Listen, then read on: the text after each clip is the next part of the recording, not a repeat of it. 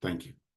Today's event, the 2024 edition of the AUST's annual Nigeria Independence Day celebration symposium as a university, which I believe the president or his designee will mention a little more further when it comes to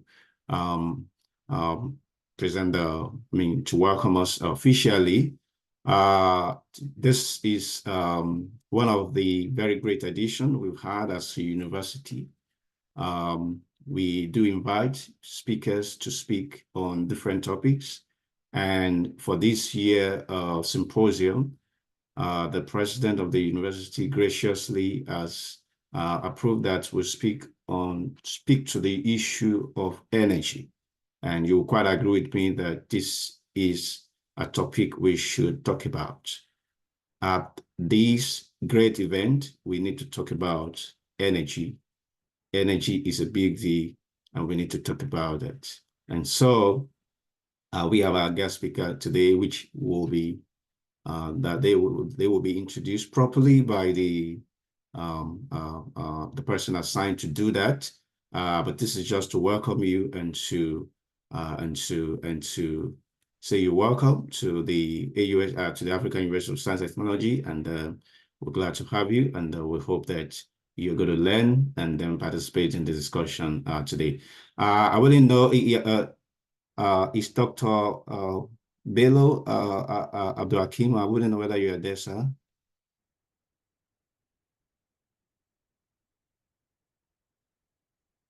Okay. Dr. Bello, are you there, please? Okay. All right.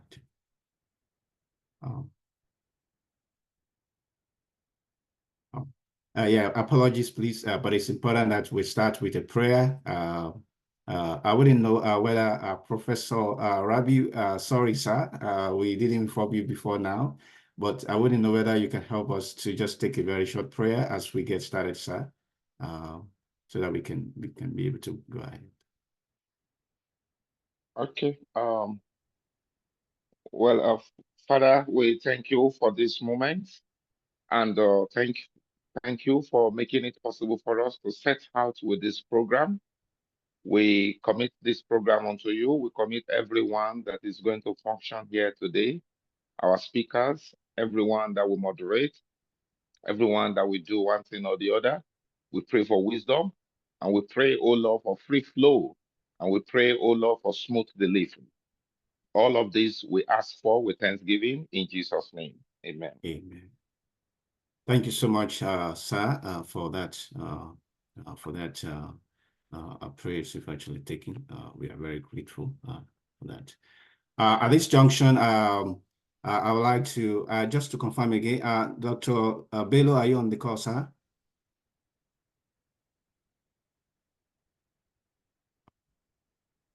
Yeah, I would like to ask my very Dean School of Engineering, Dr. Vitalis, if you're on the call, please, I would like you to quickly represent our president before your own section. So do well to welcome the participant as the representing the acting president, and then you can then take your section where you introduce the guest speaker. Yeah, go ahead, sir. Okay, thank you very much, Dr. David Afulaya, for this great initiative and for putting this together, for bringing us under this umbrella of having this symposium. I want to welcome on behalf of our distinguished president, Professor Azikiwe Peter Onwalu, who is unavoidably absent because he's on transit to Senegal for an official assignment. So he would have loved to be here. So I want to, on his behalf, welcome each and every one of us who have set out time to join us in this symposium, talking about energy. This is a topic that we cannot overemphasize its need and importance, for Nigeria and for the continent as a whole. So I want to welcome all our distinguished guests, our guest speakers, Professor Bala and Engineer Dr. Momo, and then also our Senate members who are joining. I can see Professor Doug Portray from the University of Delaware, the US. So you are highly welcome. And many others that I cannot mention or name. You are all welcome, dear professors, dear students. You can see many of our PhD students, PhD graduates, they have joined the call, and many other well-wishers of the university have joined. So you are all truly welcome to this platform, to this event organized by the Department of Mechanical Engineering at AUST, bringing us for us to discuss on how we can really get around the issues of energy that have looked so complex. But we know that we need to keep pushing, we need to keep striving. We will gradually get there.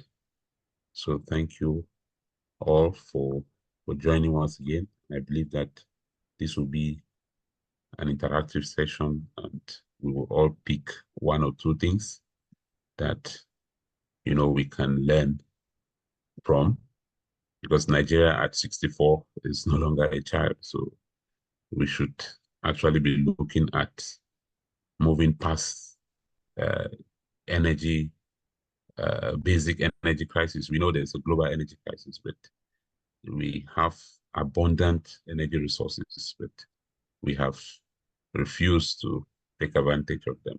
So I believe that this discussion will shape a pathway for us to harness different strategies that we can deploy to actually solve the seemingly complex energy equation. So I think Dr. Bello joined, Lucky Bello. He was the rightful person to represent the president of the university, but I'm sure he will give a remark at some point if the moderator allows me to just go ahead, or maybe he wants Dr. Bello to say a word or two. Yeah, who am I not to allow the acting president speak? Please Okay. go ahead. Yeah, but I'm very sure. Yeah, I know you are a man of very few words, so go ahead, Dr. Bello.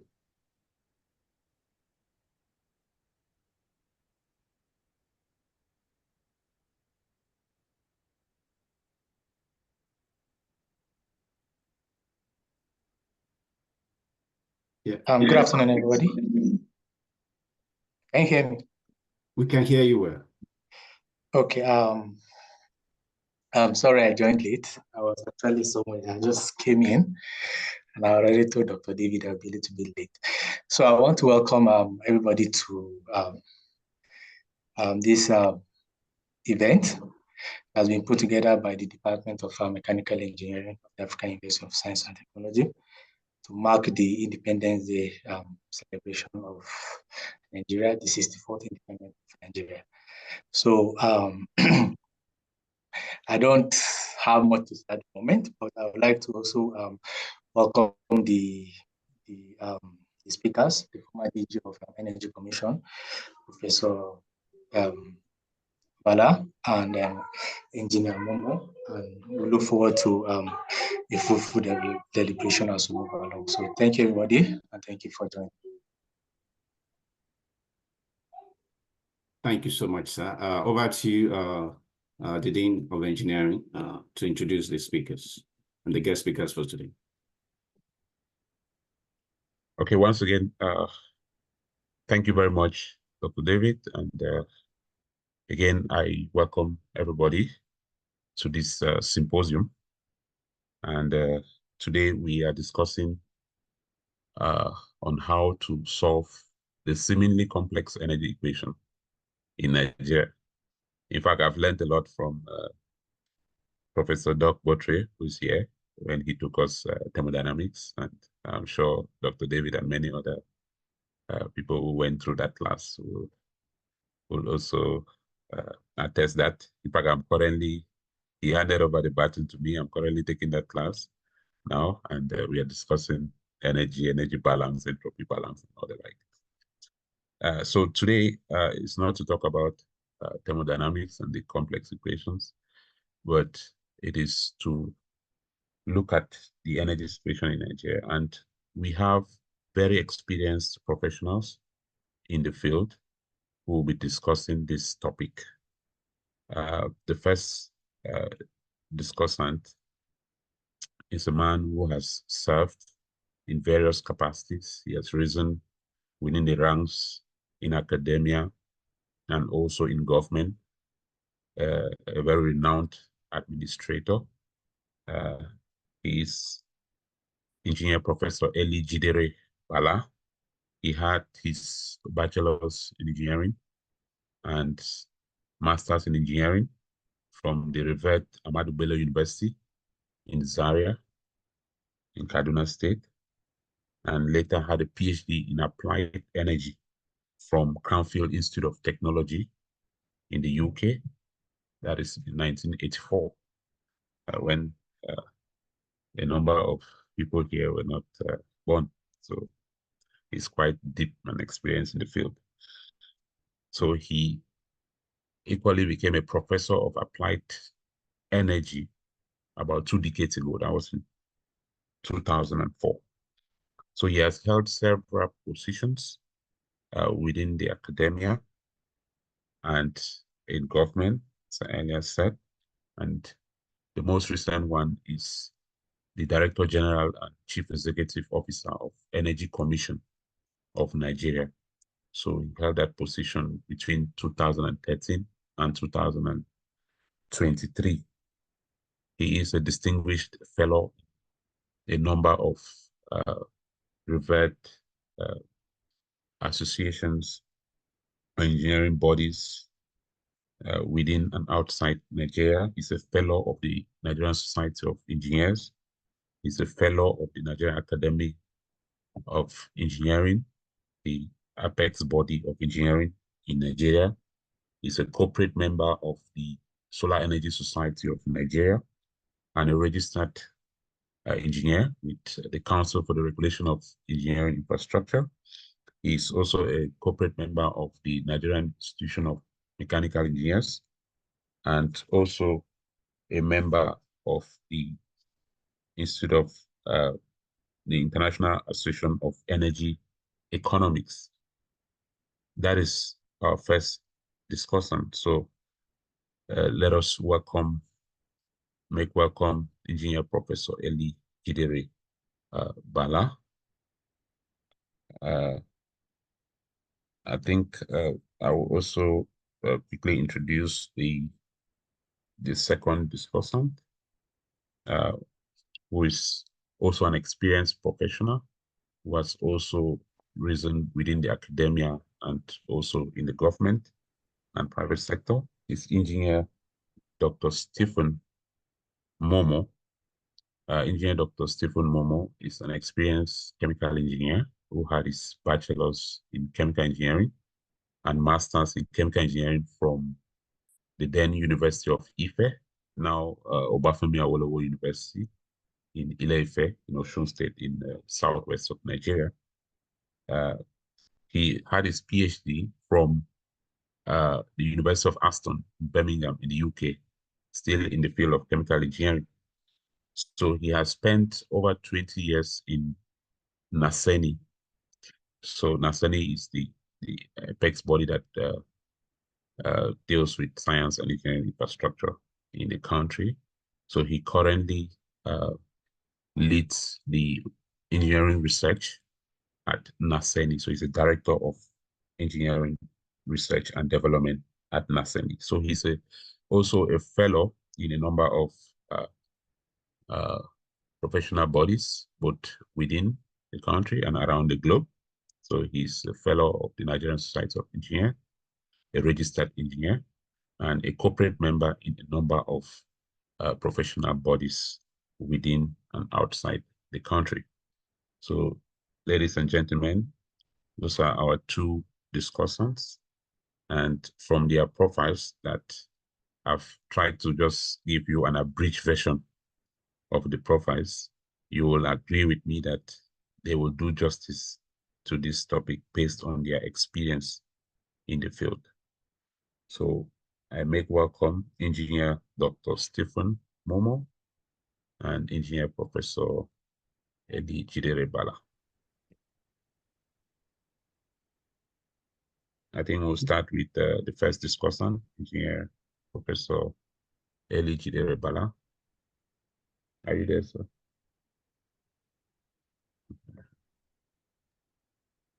Yeah, Okay. I'm there. Thank you. Can you hear me? We can hear you, sir. Can hear you loud and clear. Yes, we can hear you, sir. Thank you very much. I will start. I think I would like to share my.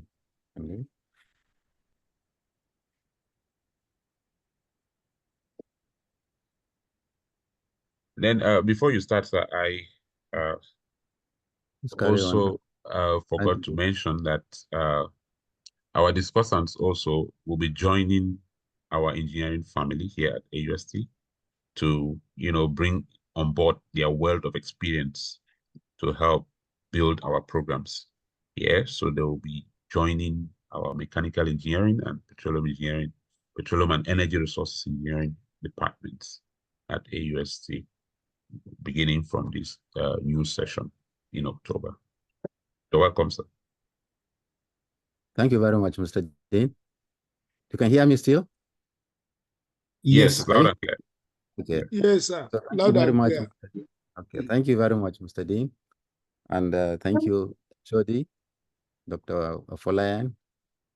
The presentation, the topic which was chosen by the university, that's solving the energy equation. You can see I've shared my screen, solving the energy equation for sustainable development in Nigeria. I have 10 sections. Please, can you put it on slideshow mode? Yep. F5.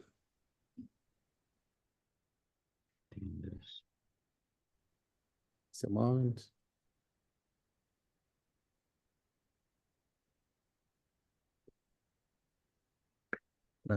Yeah, okay. Yeah, bottom, yeah, exactly. That's right. Yeah, great. So the presentation, just like I said, about 10 sections, which we'll go through briefly. I have a preamble, energy and national development, major sources of energy, environment and climate change, and sustainable development. Then we'll talk of the institutional framework in the Nigerian energy sector, the political economy in the country that drives the energy policies, laws, and regulations. Then the energy equation in Nigeria, challenges, way forward. We conclude. Next slide, next slide. I am humbled by the invitation extended to me by the acting president of the African University of Science and Technology, Engineer Professor Peter Azikwe Onwalu, who is Fellow of Academy of Engineering, to speak at the 2024 African University of Science and Technology Nigeria Independence Day Symposium on the topic Solving the Energy Equation for Sustainable Development in Nigeria.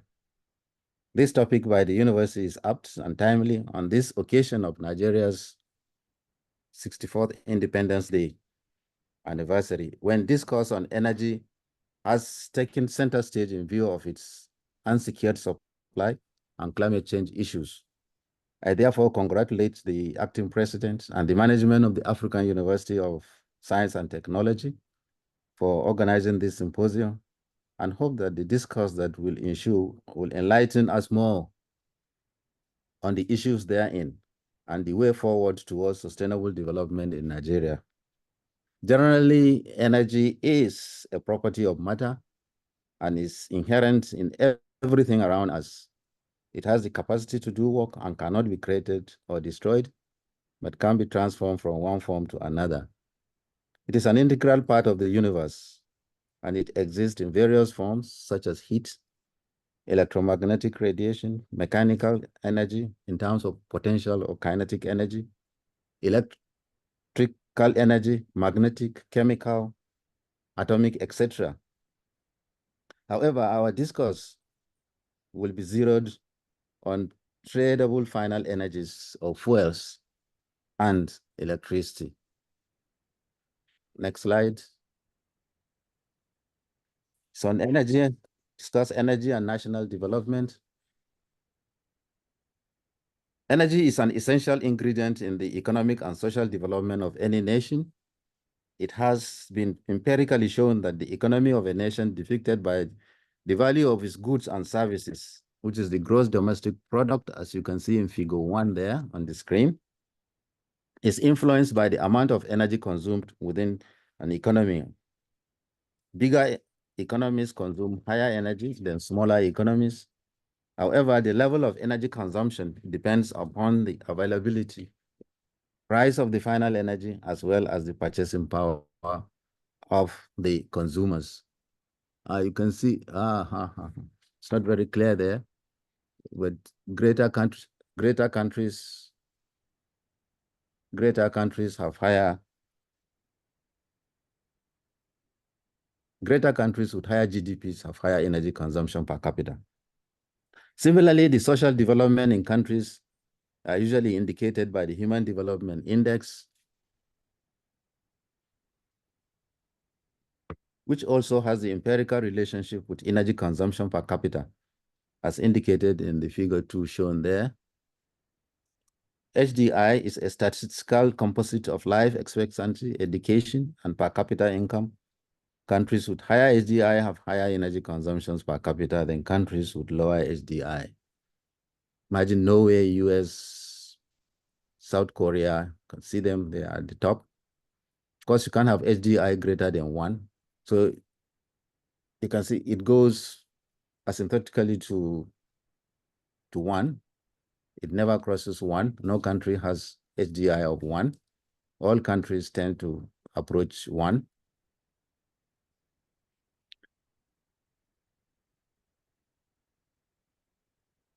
So next we'll look at the major sources of energy that are at man's disposal. Of course, the energy resources generally can be divided into renewables and non-renewables. You can see the graph is very tiny. The numbers and the figures, the letters are tiny, but I think you can see, I can see from here, so you can see the non-renewables made up basically the chemical, electrochemical,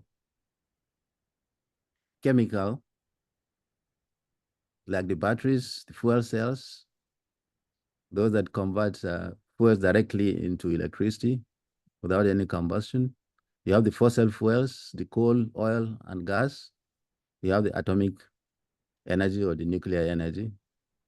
Then the renewables, of course, we have the Earth's energy, which is the geothermal energy, the indirect solar.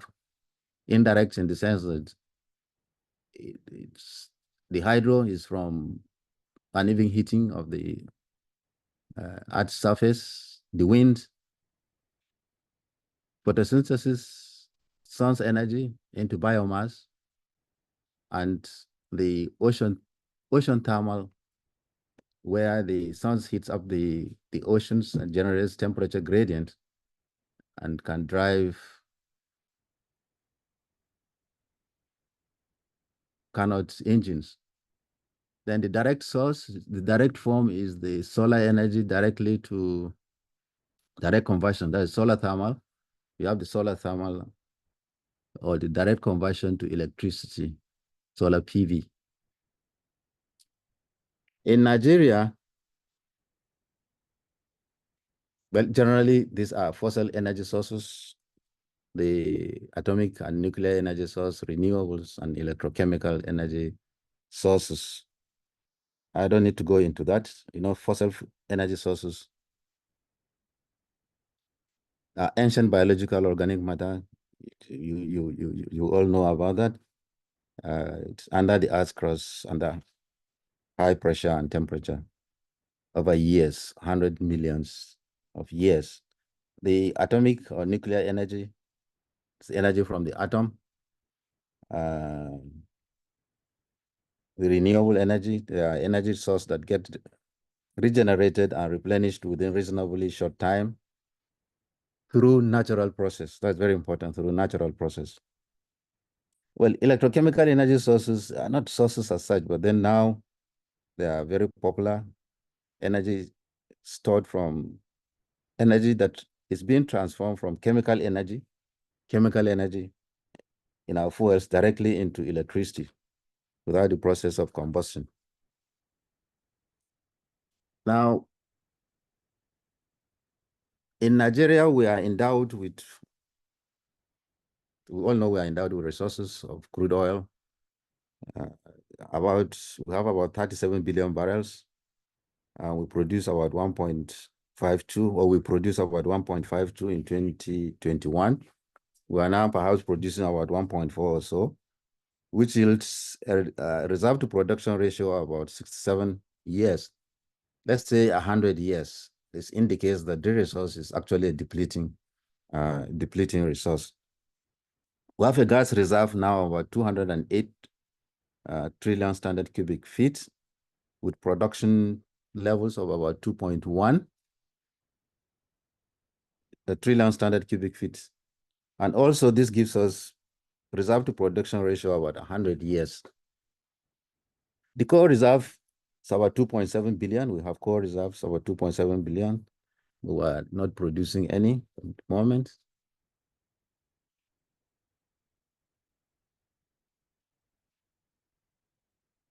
That's right.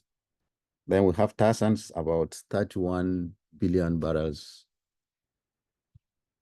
of oil equivalents. And so far, we've not been producing any. I think crude oil, I think these tar sands are basically around the Ondo end.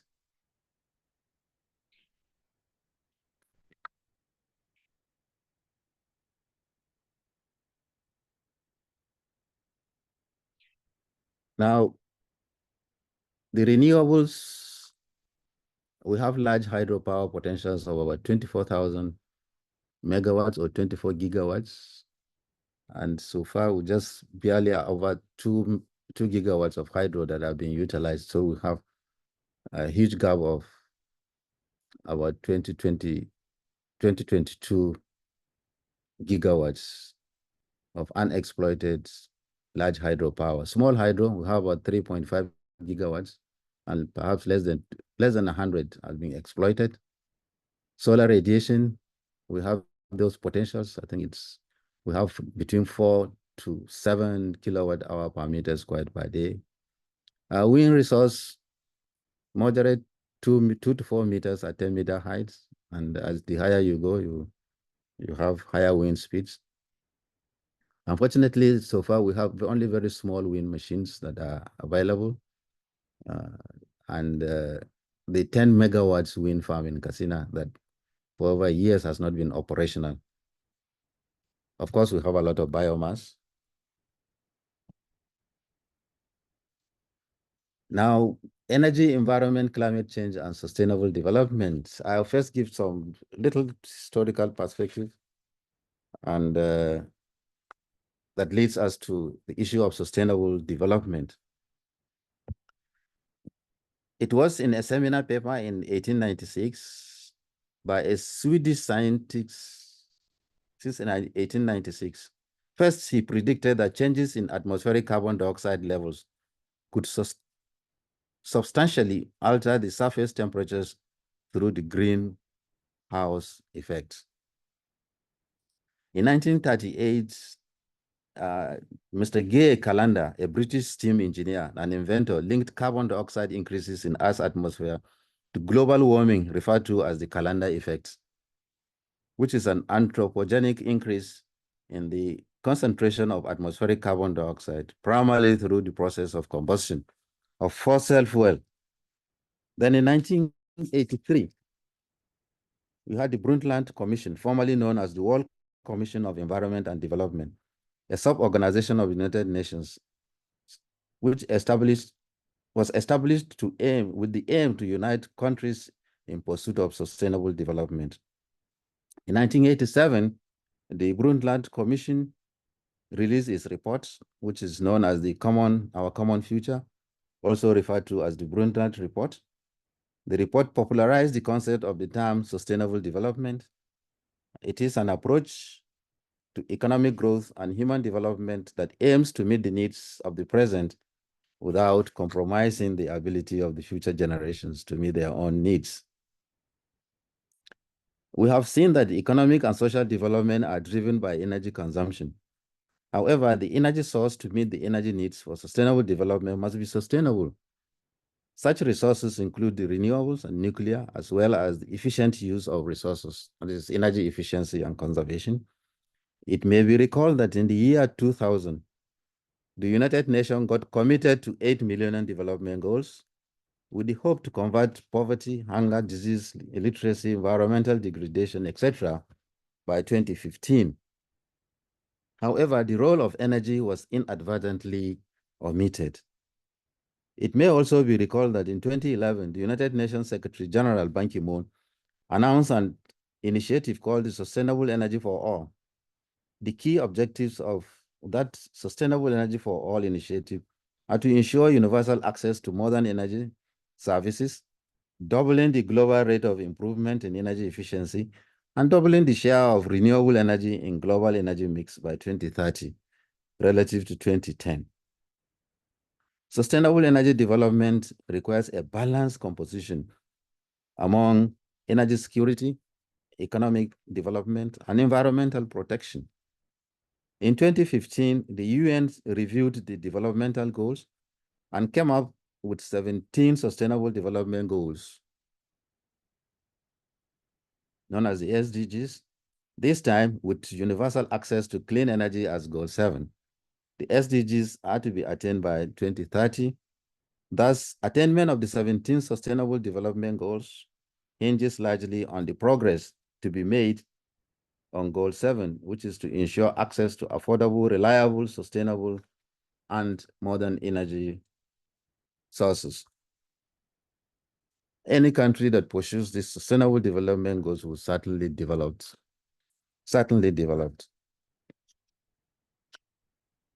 Now, let's look at the institutional framework in the Nigerian energy sector. I find this really very, very interesting. You can see the Nigerian energy sector is dominated by MDAs. You have so many MDAs involved in the administration of energy in this country. From the presidency, you have the special advisor on energy. Then you have the National Council on Climate Change. You have the Bureau for Public Enterprises that are involved in the disposal of government assets, the energy infrastructure, public energy infrastructure. You have the Federal Ministry of Petroleum, and under that you have so many agencies. You have the Nigerian National Petroleum Corporation, now L Limited. You have NUPRIC, the regulator. You have another regulator downstream and midstream. Under the NNPCL, that's where you have the refineries, where we should depend on with the supply of fuels for heating and automotive use. Then you have the private sector.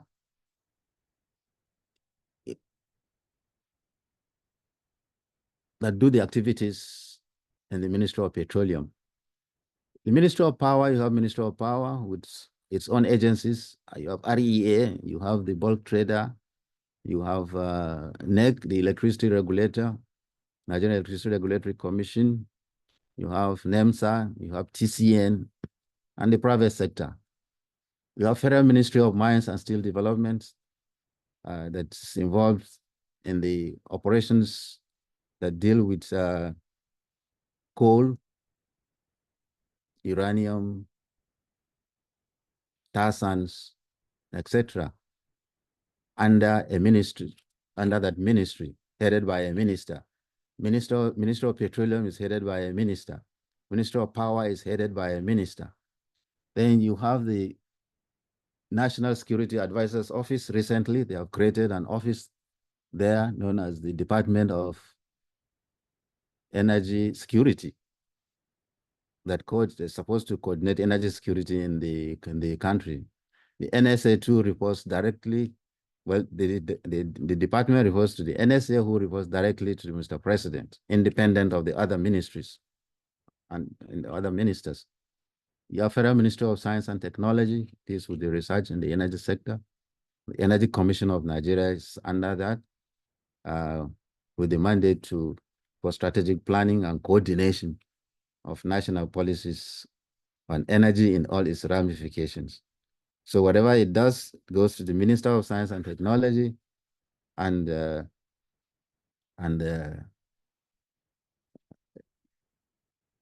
he reports directly to the President.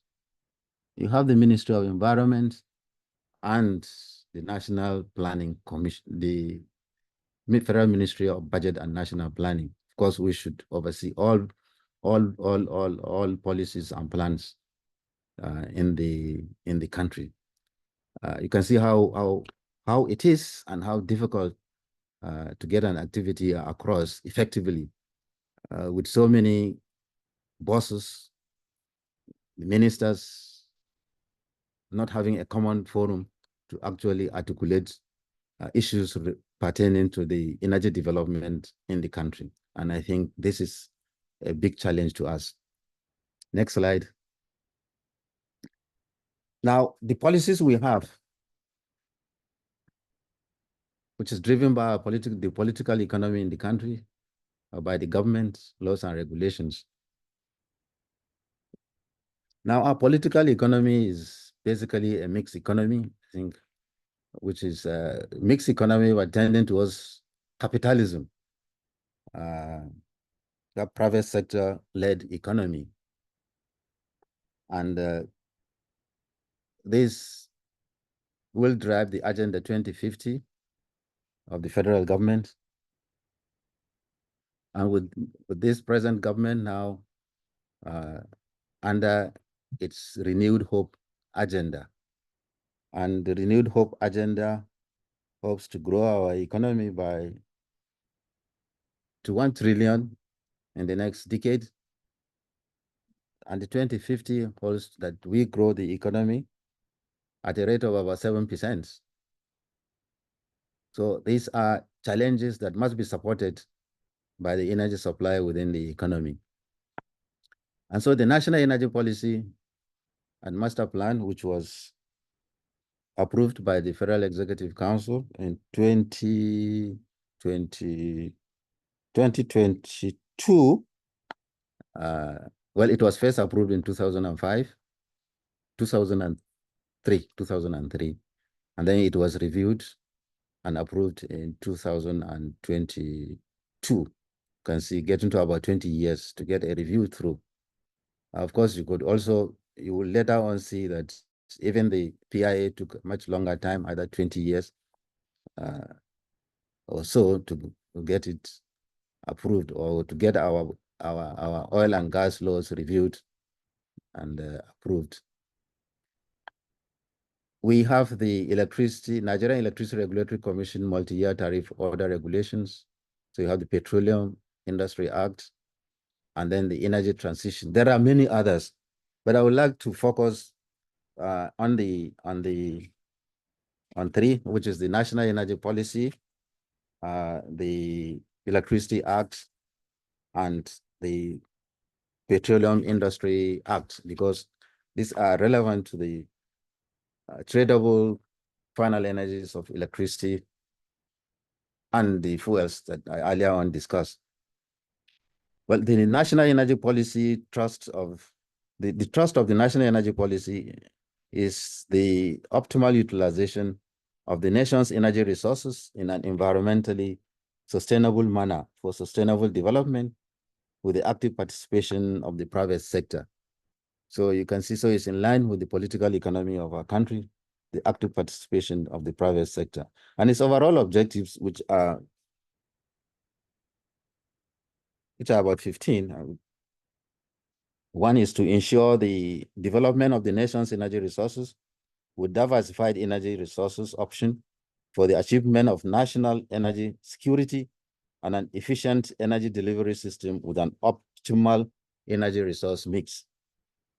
It also is to guarantee increased contribution of energy activities to national income. It is to successfully use the nation's abundant energy resources to promote international cooperation, etc. and etc. Those who can access the National Energy Policy and Energy Commission website or through the gazettes, or this paper I've listed has provided all the 15, so you can access it when you get the copy. The master plan, of course, is the implementation plan and roadmap for the realization of the national energy policy objectives, given the strategies initiated within the policy. The third is the Electricity Act of 2023. I think most of us know that prior to the Electric Power Sector Reform Act of 2005, we had an inefficient vertically integrated National Electric Power Authority, which was known as NEPA. It's only owned by the federal government of Nigeria, and it had the monopoly of commercial electricity generation, transmission, and distribution in the country. Then NEPA was later renamed Power Holding Company and unbundled to 6 generation, 11 distribution, and 1 transmission company. And in 2013, the companies were privatized. We have the Rural Electrification Agency, the MBEDS, and the Industry Regulator, NEC, were established, all this through the Sector Reform Act. In 2003, in 2023, that's last year, the Reform Act, the Electricity Reform Act 2005 was repealed and reenacted as the Electricity Act of 2023. And the Act consolidates the laws relating to the electricity in Nigeria across the entire value chain, including the integration of renewable energy to the energy mix for electricity generation. The law encourages state government participation in the electricity sector and increased private sector investments. In particular, the Electricity Act allowed for the creation of state or second-tier electricity market, with NEC still retaining the power to regulate transnational and interstate markets, the incorporation and licensing of independent systems operator out of the Transmission Company of Nigeria, the development and utilization of renewable energy, the establishment of national hydroelectric power producing areas, commission, HYPADEC, and the payment of to the commission of 10% of total revenue generated by any company. The formulation of national integrated electricity policy and strategic implementation plan by the Ministry of Power and the protection of investment in the electricity sector. These are the highlights of the Act.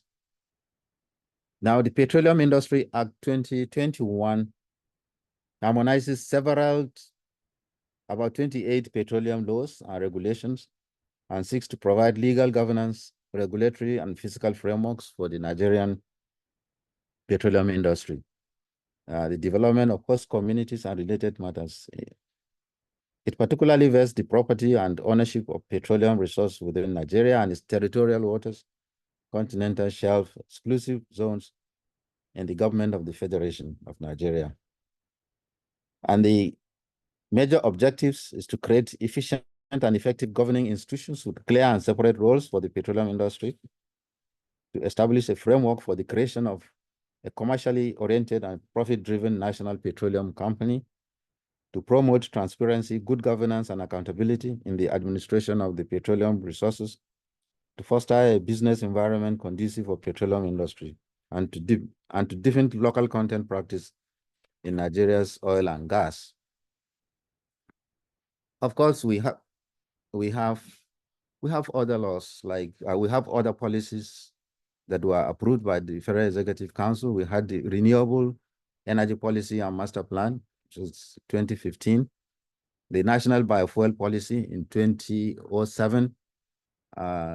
This introduced the use of ethanol and biofuels, bioethanol and biodiesel at a certain ratios for use at the moment, as E10 and B5, 5% by volume, biodiesel into the fossil diesel, and the 10% by volume of bioethanol into the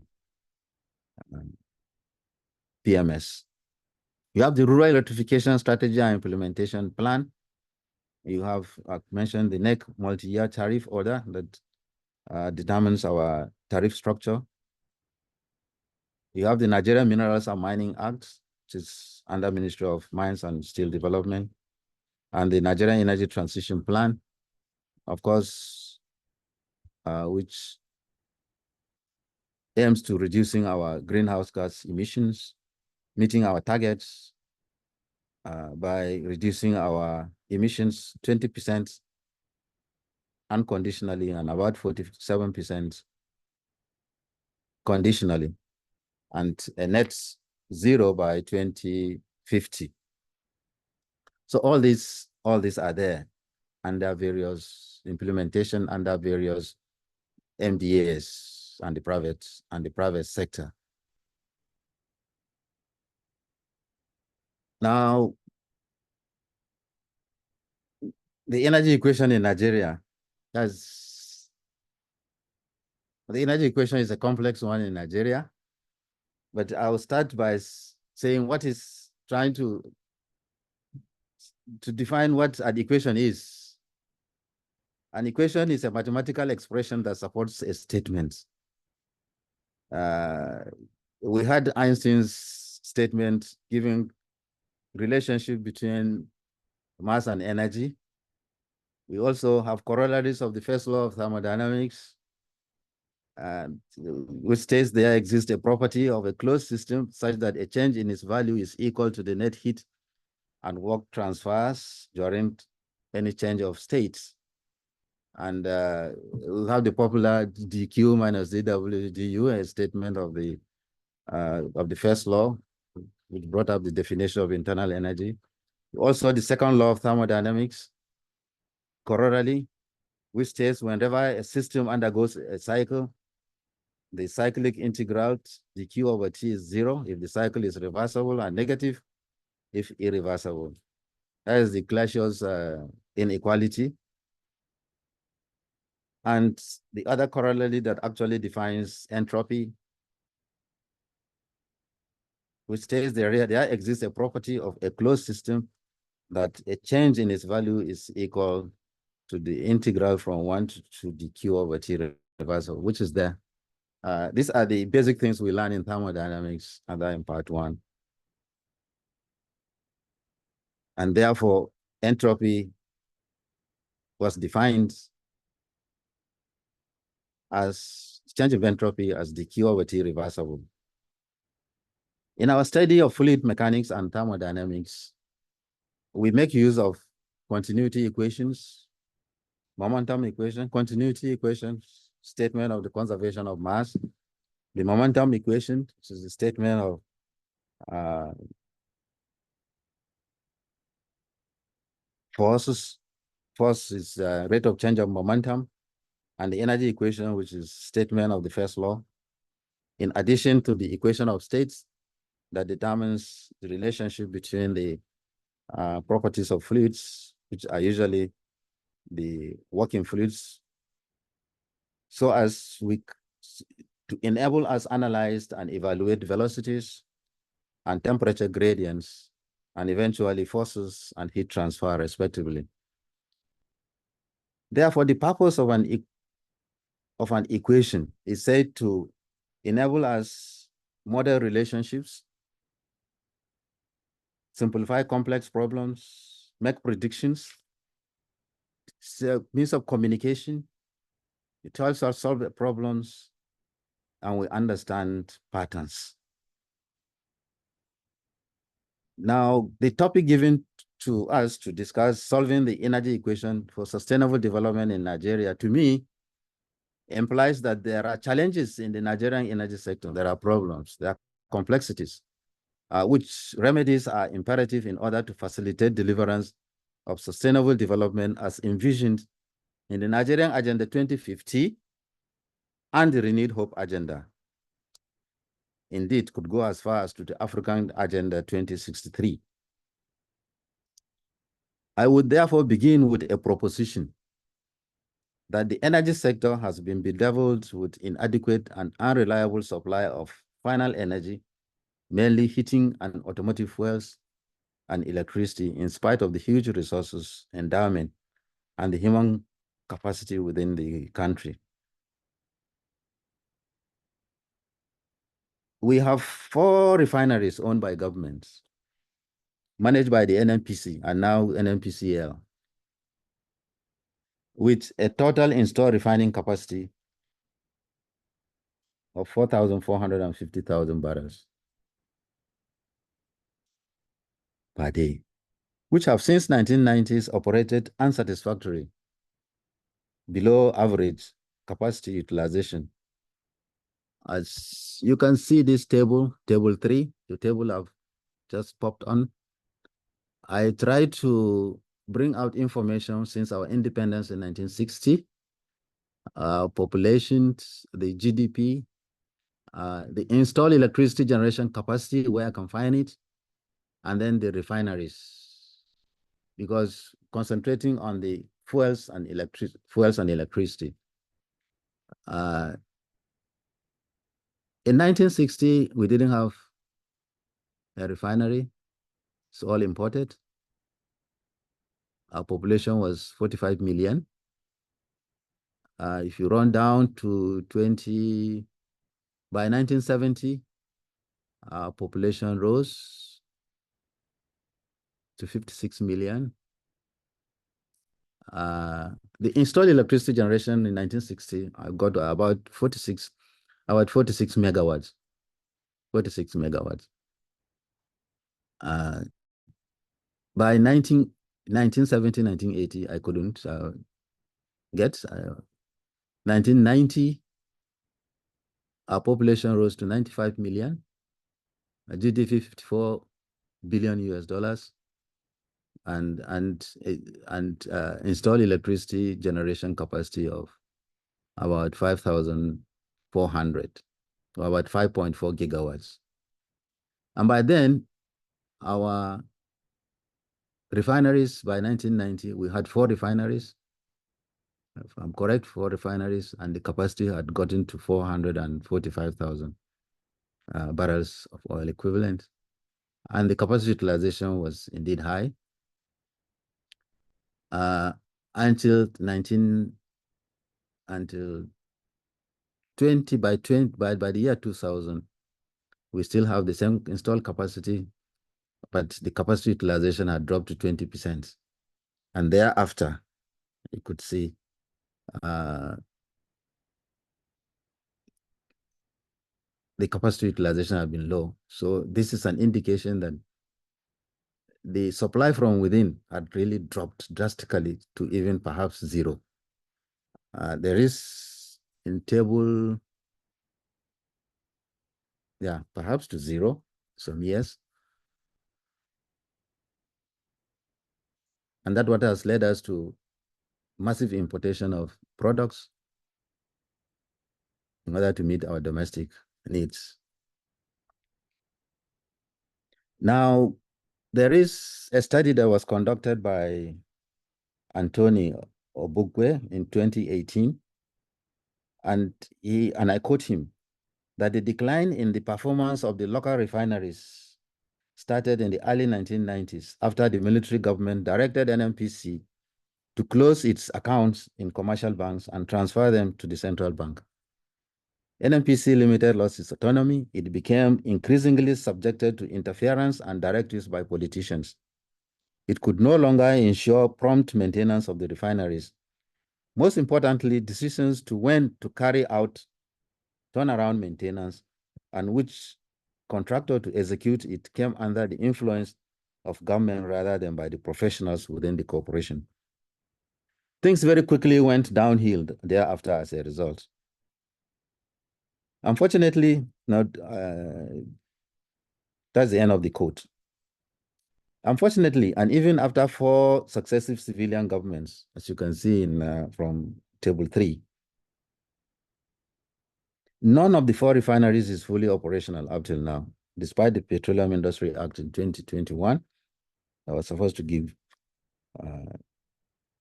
private sector participation. Table 1A corroborates the unsatisfactory functioning of the refineries. Can we go back to table 1, you see? Table 1. Table 1D, there is, yeah. You can see of recent in table 1, table 1A, you have the refining capacity utilization. From 2013, it was 22%. 2015, about 5%. 2017 went up to 16%, let's say 17. 2019 dropped down to about 3%. 2020 and 2021 was 0.0. So this table corroborates the unsatisfactory functioning of the refineries, where it shows that between 2013 and 2021, refining capacity declines from 2022 to 0. Consequently, almost all automotive fuels are imported from abroad at painful cost to the economy and very high level of energy insecurity. However, the country is now fortunate to have a private concern, which is, the Aliko Dangote. If we go back to, let's go back to table,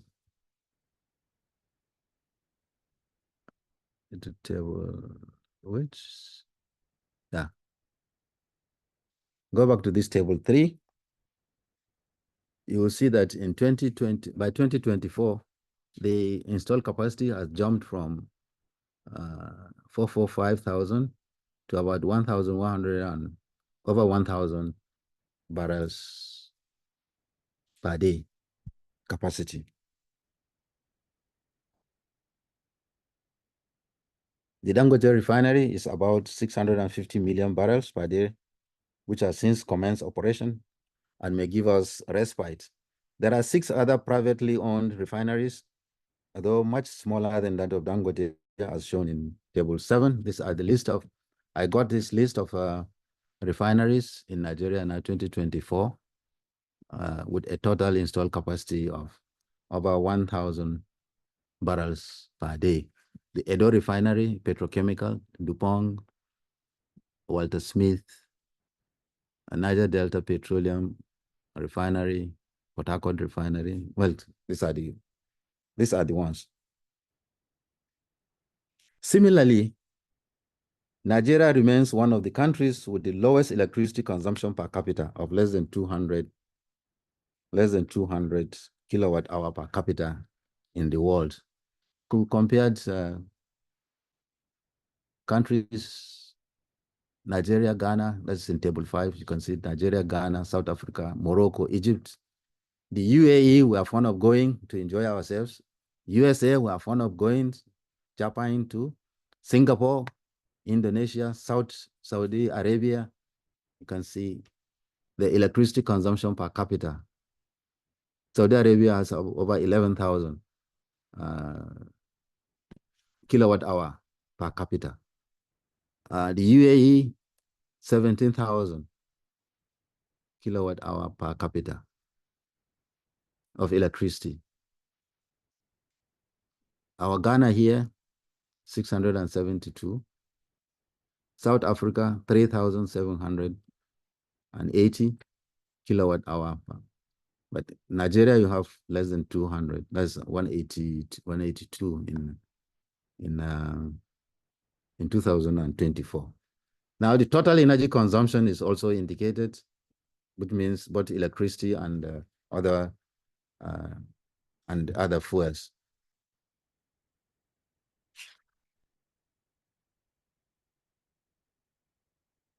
Nigeria too has an installed grid-connected electricity generation capacity of about 13 gigawatts now. However, only about half of that is available, and about a third gets to the consumers, despite the commendable liberalization and privatization of the sector through the Electric Sector Power Reform Act of 2005 and the Energy Act of 2023. Appropriate cost-reflective prices has always been an issue in the energy sector, which is being resolved, hopefully, through the subsidy is gone principle of the present government. With respect to sustainability, almost all the automotive and heating fuels used in the country are not sustainable, since they are basically fossil fuel based. These are the PMS, AGOA, TK, DPK, with the fuel oils, the LPG, and natural gas. Of course, emphasis is being laid on natural gas now as the transition fuel. However, it's still not sustainable source because you still have a carbon there. If you burn, though it's a least carbon, you have least carbon dioxide emission, but it's still unsustainable. Unfortunately, very little is being done with regards to biofuels, production and utilization in the country, despite the 2007 biofuel policy approved by the federal government that allows for the use of the E10 and B5. And despite the fact that biofuel production and utilization, but biofuel production will connect the agri sector to the energy sector and therefore create more jobs and reduce poverty in the country, which is highly needed at this moment. Similarly, electricity supply from the grid, federal government that allows, Similarly, electricity supply from the grid is mainly generated from natural gas, estimated at about 85% of our total generation, while 15% from hydropower, which is a renewable and sustainable source. Industrial heating and captive power are mainly from fossil-based fuel too, and it is similar for modern cooking and captive power in our homes. However, solar PV and electrochemical energy sources, particularly the deep cycle batteries, are gradually penetrating as captive power sources in our homes. It is worth noting that 13 gigawatts of electricity is grossly inadequate for a country with a population of about 230 million, growing at about 2.4% per annum. And that has an aspiration to grow its GDP to about $1 trillion within the next decade at an average rate of 7%.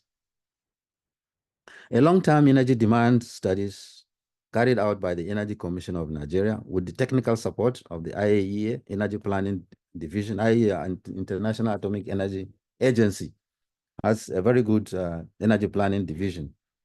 And there are various economic scenarios here in Nigeria, demography, technology, and lifestyle, projected an electricity demand of over 100 gigawatts and fuel demand of over 100 million liters per day, or PMS, for the 7% GDP growth rate by 2030. This is, you can see these projections in table 6. 2009 was used as the reference year at various economic scenarios, 7%, 11%, and 13% GDP. Of course, our governments want double-digit growth rate. So we did that, and with double-digit growth rate, you can see installed capacity by 2030 should be over 300 gigawatts. And indeed, if you look at the rule of thumb, for every million people, you need about 1,000 megawatts. So you can see that what we have is grossly inadequate. There's something wrong. There's something missing somewhere, and that's the complexity of the equation in the energy sector. There's something missing somewhere else. This is the projections made for petroleum products demand, PMS, DPK, AGO, fuel oil, and liquefied petroleum gas up to 2030, based on these scenarios, economic scenario, 7% GDP growth rate and 13% GDP growth rates. Challenges. Challenges. It's not seen it, but yeah. Challenges. One of the challenges I've brought out is that petroleum, it seems since 1990, when our refineries, when the government-owned refineries began to underperform, our production of crude oil has been geared towards earning of dollars. You know, no attention was paid to the refineries to supply heating fuels and automotive fuels to drive the economy from within, to drive the economy within, so that it adds value and therefore generates the foreign exchange that we need. We'll become a productive economy, and then export and earn foreign exchange, in addition to providing jobs and reducing poverty within their own country. But the emphasis had been dig the oil and just sell it out and get dollars. And of course, you know how corrupting the dollars are, and thereby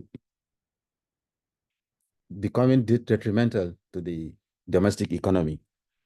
So the challenge is petroleum produced as from the early 1990s, as shown in Table 3, has been primarily for foreign exchange earning rather than for meeting the domestic energy needs of the country to grow national development.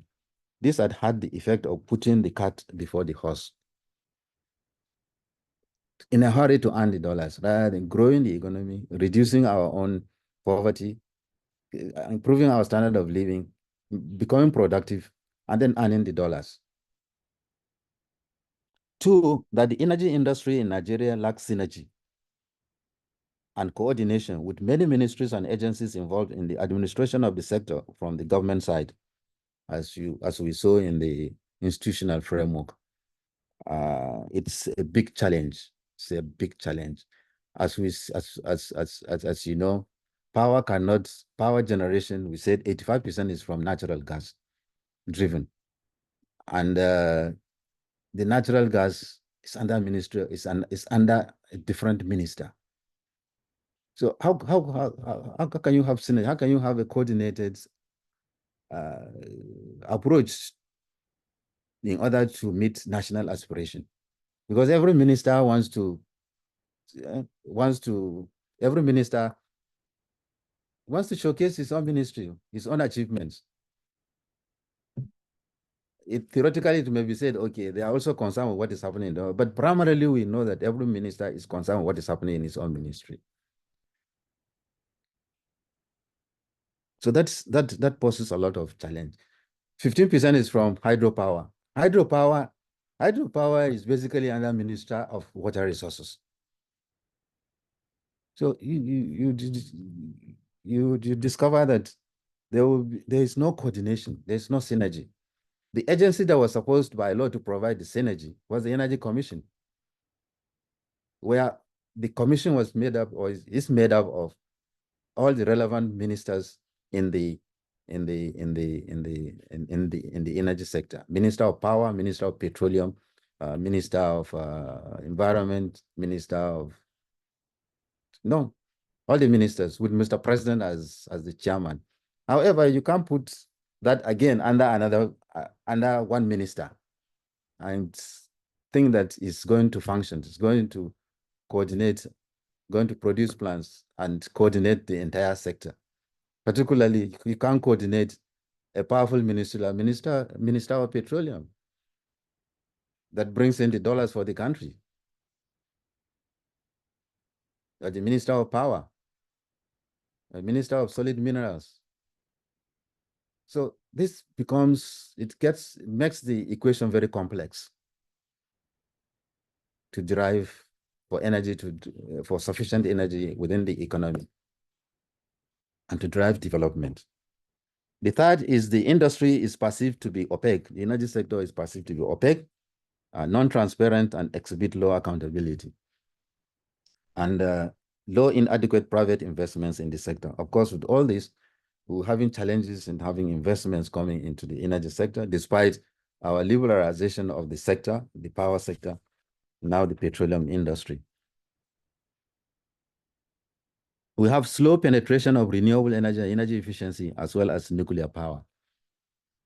Nuclear power program had been on paper for quite so many years, and nothing has moved. The renewables, with all the climate change protocols in on the energy transition, the penetration is slow. The penetration is really slow. Solar PV is now growing, but the growth of solar PV in the country is basically because of inadequate supply of the grid electricity. The cheapest electricity is the grid because of economy of scale. But we thought, of course, solar is environmentally friendly. We should go into it, but we are going into it mainly because we don't have the power from the grid. We have a final energy supply. One of the challenges is that final energy supply is inadequate, of course, overall, unreliable, more fossil-based, relatively expensive now compared to the purchasing power of the average citizen. Thus, the desired sustainable economic and social development in the country is hampered. And I've gone ahead to make some suggestions. Yes, next slide. Make some suggestions that we should operationalize the 445,000 barrels per day government-owned refineries, either government getting them operational, selling them, or privatizing them to private sector, but we must operationalize them. And the prioritization of the crude feedstock supply from our domestic crude production. Our domestic crude, the priority should be produce crude, priority should be given to our domestic refineries within this country, so that we will meet our own energy needs to add value within the economy, rather than just dig, sell. And we should also, to all the refineries in the country, which I've shown in table 4, and the new ones to be built, all new ones to be built must be guaranteed crude oil, so that the supply within the country will be adequate. As you can see, the demand that we projected is really high. The second way forward is to establish a single Ministry of Energy to provide unfettered leadership in and coordination in all its ramifications of the energy sector. You see, in the issue of climate change, issue of power, issue of the fuels, they are all related. They are all related. And it becomes much easier if all policies and plans are driven by one minister. So if you have Minister of Energy, I think we will make better progress in the electricity supply. We will make better progress in meeting the needs of the refineries. We will make better progress in the climate change, in meeting our climate change obligations, because the minister will see everything under him. Will see everything, and it's his responsibility to ensure that these are all achieved. The objectives, the climate change objectives, the electricity supply challenge is met, and the fuel supply is also met, as well as exports. So I believe that with that, we are going to have a better solution to the complex equation in the energy sector. We should implement the national energy policies, a master plan, the PIA, and the Electricity Act fully by sustaining the ongoing reforms in the energy sector without losing track on the energy transition plan of the country. All this will be better achieved, better implemented under one ministry, under one minister. You could have one minister, you can have ministers of states, because they are all reporting to the main minister. Then the enforcement of the rule of law to attract and guarantee investments in the sector. I think this is very, very important. The enforcement of the rule of law, investments come in, they must be ensured, there must be guarantee to their investments, and that if there is anything, they will have justice. I think that's what money, or that's what investments are afraid of. Lack of rule of law, justice, injustice. Money goes to where there's justice. It doesn't go to where there's injustice. And we need a lot of investments. Our government doesn't have money now. Still over 90%, is it now reduced? A lot of the revenue generated goes to payment of debts. In conclusion, ladies and gentlemen, Nigeria clocked 64 years today as an independent country with a population that grew from 45 million at independence to about 230 million people around now. A current GDP per capita of less than 2,000 US dollars, and an electricity consumption per capita of less than 200 kilowatt hour. It is unfortunate that energy supply in the forms of heating and automotive fuels, as well as electricity, are yet to be made secure, equitable, and sustainable for driving the required economic and social development as envisioned in the Agenda 2050 and the Renewed Hope Agenda of government. In order to solve the challenges that have hindered the secured, equitable, and sustainable supply of energy in the country, it is recommended that the 445,000 barrels per day government-owned refineries in the country be made operational within the shortest possible time, and crude oil feedstock supply from our domestic crude production to all refineries within the country be made utmost priority. That a Ministry of Energy be re-established to provide unfettered leadership and coordination of policies, plans, and activities within the energy sector in all its ramifications. I'm saying re-established here because I think it was during Obasanjo, he created the Ministry of Energy. Power and petroleum were all put together.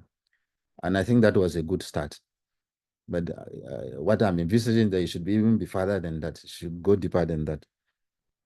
The National Energy Policy and Master Plan, the Petroleum Industry Act, and the Electricity Acts of 2003 be jealously implemented by sustaining the ongoing reforms without losing track on the energy transition plan of the country. And finally, but not the least, the rule of law must be seen to be uncompromised in the country. Thank you, and happy Independence Day anniversary. Thank you very much.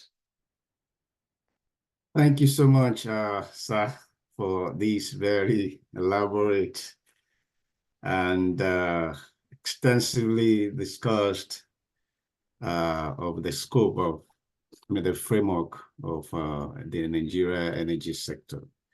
Thank you so much, sir. I know it will be very difficult for us to ask Professor to speak for 30 minutes.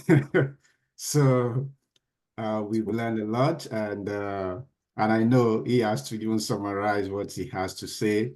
I will beg that the participant and the audience will bear with us with the time. As we can see, there is a lot we need to know. Without so much more ado, I would like to quickly ask Engineer Dr. Stephen Momo to, Prof, can you please stop sharing your slides, sir? So that's, yeah. So Engineer Dr. Momo, please, we request that you have your presentation, and we'll be happy that you help with the time. I know, sorry that we have to constrain on you with the time, but I know you would help us with that. Yeah, Engineer Dr. Steve Momo, the floor is yours, sir.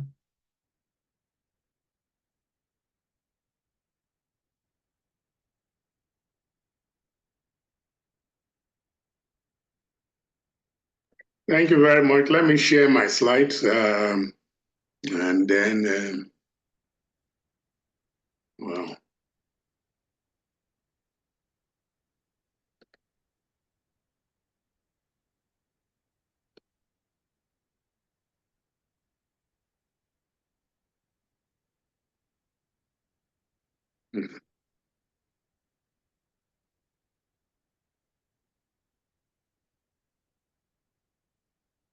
Yeah. This, sorry, can you take off? This one is still on the screen, is it? No, Yeah. Okay. we'll stop the slide sharing. Yeah.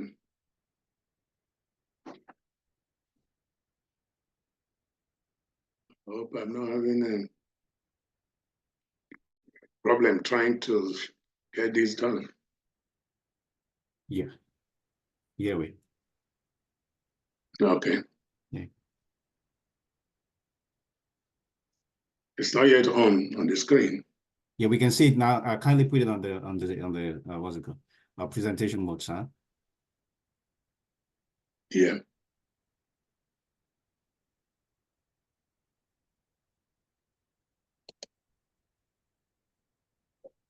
Mm-hmm.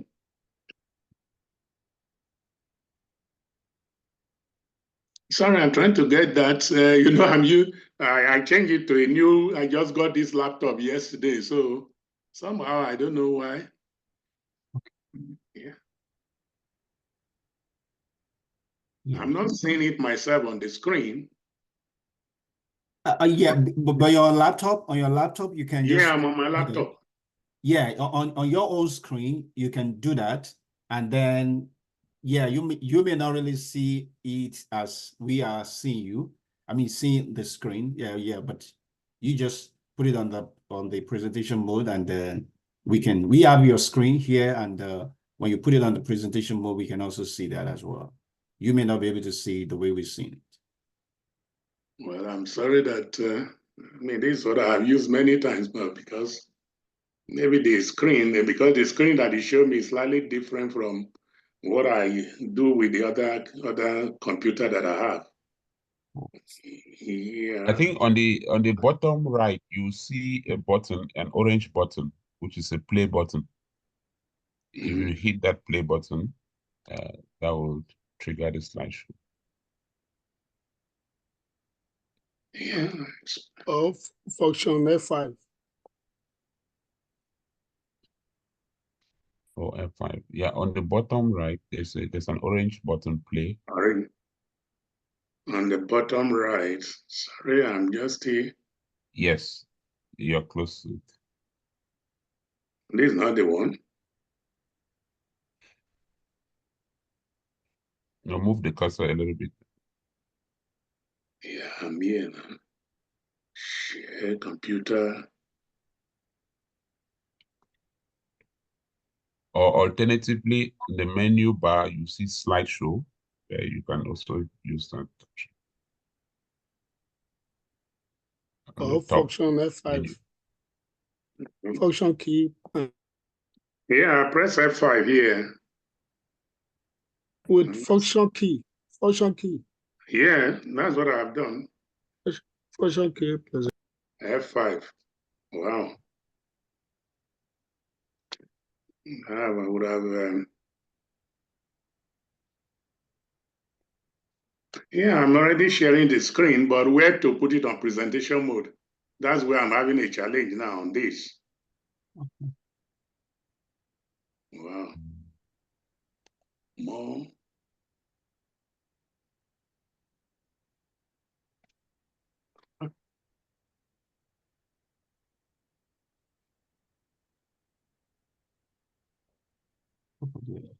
Professor Momo, click that orange this thing at the bottom of your this thing. Press it. Yeah. That orange. No, With there's an no arrow orange. showing- You can't see it. I'm not seeing any orange thing on my screen. Next to where you have the 60% to the left, 60%, and then to your left. No, nothing is coming out on my left. On my left, What I'm saying is that on your screen, there is 60% close to the end of the slide of your screen. Away from that 60%, you see an icon and then something like an orange color button. I'm not having any orange color button. All I have here, I have your screen is, you are sharing your screen, or stop sharing. You have to stop sharing. Then you check it whether you see. Check it again. Okay, let me share again. Share the screen. And then I have shared here.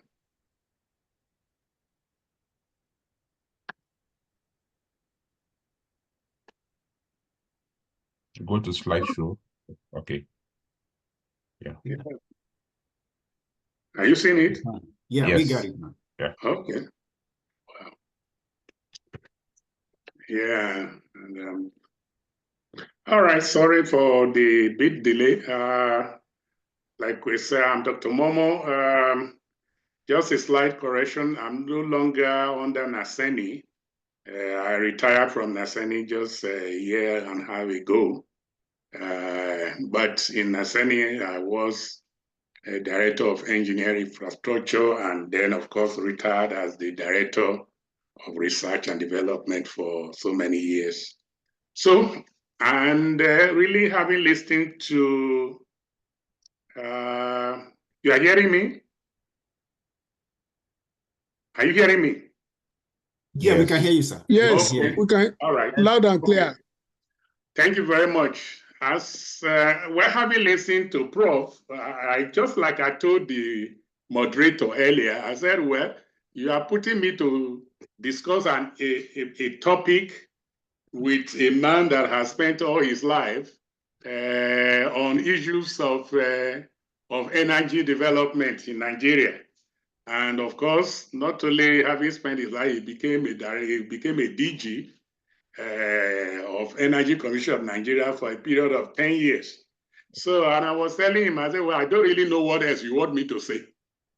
Because I know that Prof is, well, I know him, is my friend. I know that Prof is very eloquent when it comes to, and very passionate when it comes to the issue of energy in Nigeria.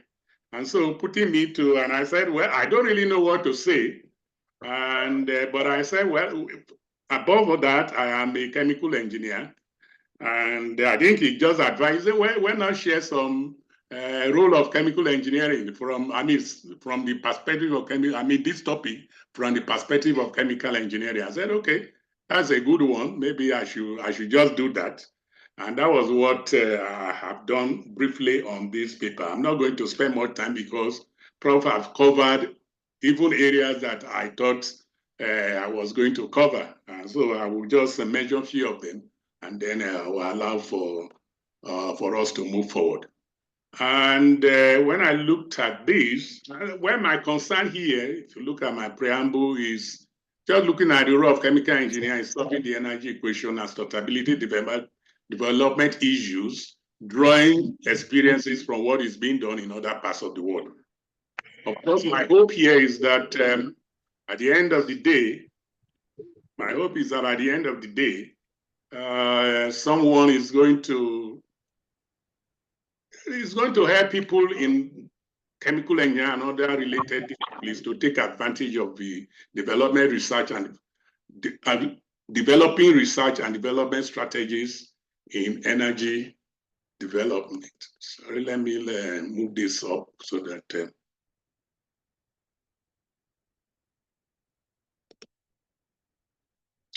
okay, so and so most of the things I'm going to be saying here, I'm not an expert in them, but most of the materials will come from literature and some other modifications that are put to it.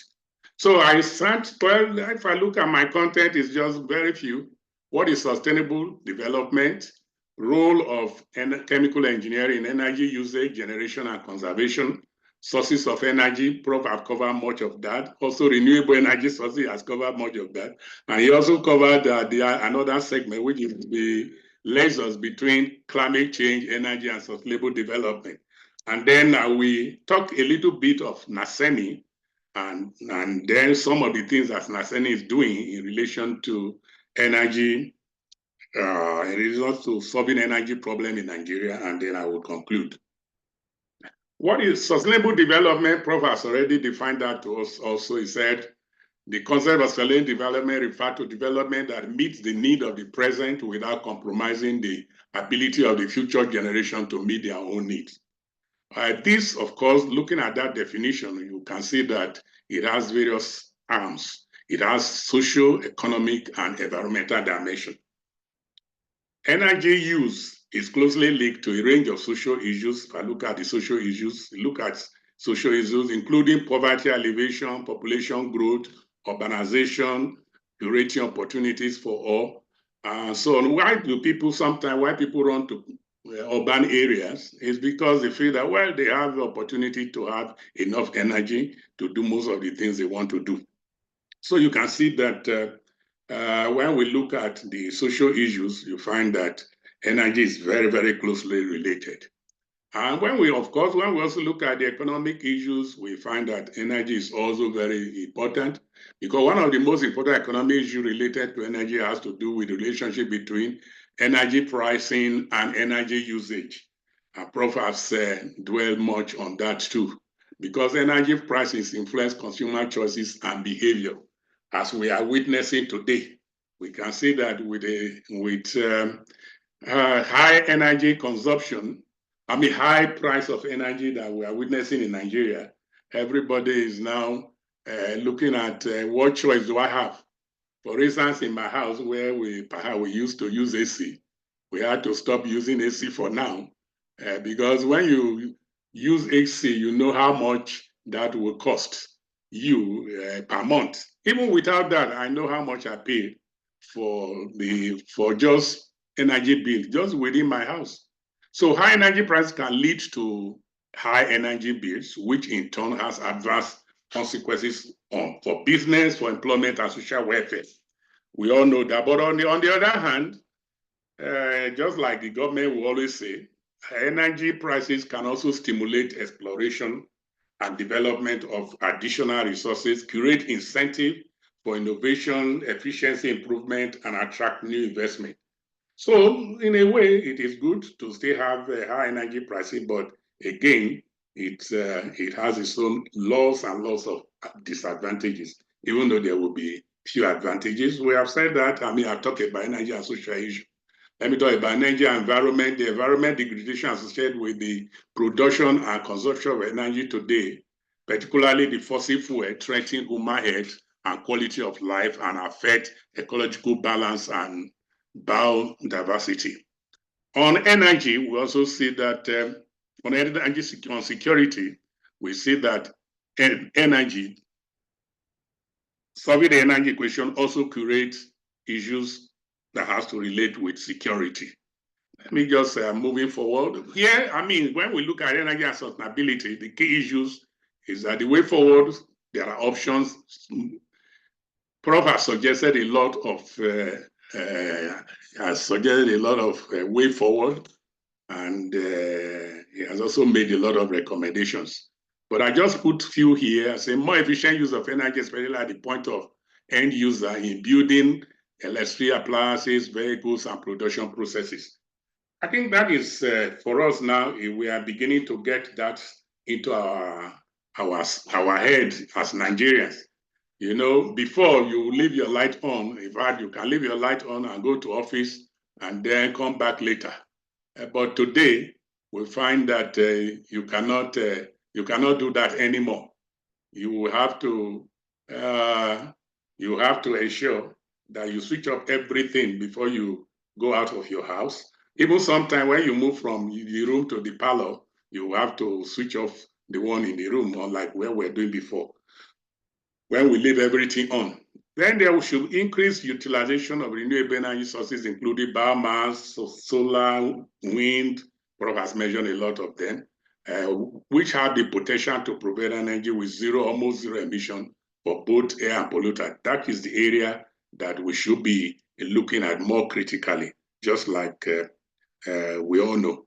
Then, of course, we have to also accelerate development and deployment of new technology, particularly the next generation fossil fuel technologies that produce near zero harmful emission. You know, today now, even though, yes, we all know the harmful effect of the fossil fuel, but this is something we cannot run away from in the next few years, unfortunately. In the next few years, we cannot run away from fossil fuel. We'll still have to, we are still got stuck to it. So it is not going to be easy to say, oh, just get rid of it in the next few years. So, but that should not stop our development in looking at areas, even within the fossil fuel, looking at what various technologies we can develop to checkmate the harmful emission that are coming out of our fossil fuel energy technologies. So these are some of the areas. Well, we talk about energy status in Nigeria. I probably talked about that. And today we have 80% power generation that comes from natural gas. Almost the remainder comes from oil, with Nigeria being the largest user of oil-fired backup generators on the continent. Despite Nigeria's abundance of conventional energy sources like oil, natural gas, coal, as well as even renewable energy, we still find that the energy supply-demand gap remains very enormous. I think Prof has much about that. So let me just measure a few things in relation to this role of chemical engineering conservation today. In generation, conservation, and usage. Now you find that energy, water, food, and environment are interconnected. Chemical engineers use their knowledge of physics, maths, chemistry, materials, energy balances, thermodynamics, kinetics, and transport phenomena to produce critical resources suitably without damaging the environment. This is our job as a chemical engineer, because our work involves efficiently transforming raw materials into useful products, developing new materials from sustainable sources, generating clean energy, capturing emissions, and removing contaminants from air and water. These are basically the job of chemical engineers. Of course, when we say it's basically the job of chemical engineers, that's not to say that other engineers and other scientists are not playing a role. So chemical innovations to improve efficiency of water filtration, for instance, and treatment methods, photovoltaic and batteries, large-scale industrial processes, and more. These are areas that chemical engineers. Here, I just look at what do we really do in most of these areas. We do a scale-up of process developed in the lab to reach as many people as possible.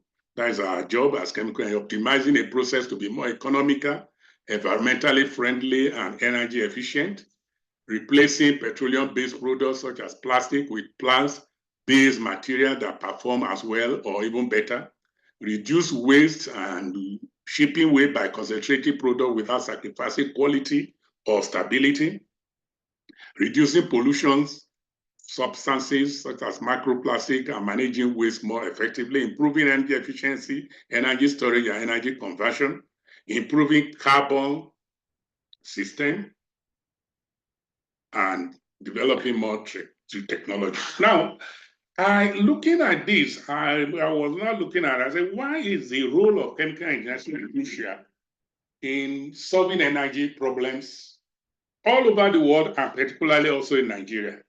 We will find that the chemical industry is an integral part of our daily life. It produces chemicals that many other industries and processes rely. Because the chemical, if you look at chemical industry, is one of the major areas, that we cannot do without as human beings. According to IEA data, the sector is the second largest industrial energy consumer and the third largest direct emitter of carbon dioxide. So improving the energy efficiency of chemical production applications is a vital step in the push towards sustainable future for all. This is very, very important, because chemical industry, like we have said, has the largest the largest industrial consumer and also third largest direct emitter of carbon dioxide. So if we can see that that is where the role of chemical engineering becomes very, very crucial. Some of the things I'm writing here, well, they are also part of the things that Pro has said. We are looking at the Nigerian gas, liquefied petroleum gas, and natural gas liquid are the major energy sources used in chemical industry. So in relation to chemical industry, we see that natural gas, LPG, natural gas liquids, NGL, they are the major energy sources used in chemical industry. These also include fuel and feedstock use. And we also see that the chemical industry accounts for almost 30% of total energy, as I have said, consumed in the manufacturing industry. And it's one of the greenhouse gas emission intensive industries, being responsible for 20% of industrial and 7% of all emissions worldwide. Most of the electricity consumed by the chemical industry is used for drive and motor system. And it's set to grow by, it's going to be set to grow by 30%. You know, when you talk about motors, you talk about turbines, and you talk about compressors, and so on and so forth. These are big issues as far as in chemical industries are concerned. So we can see all of that as.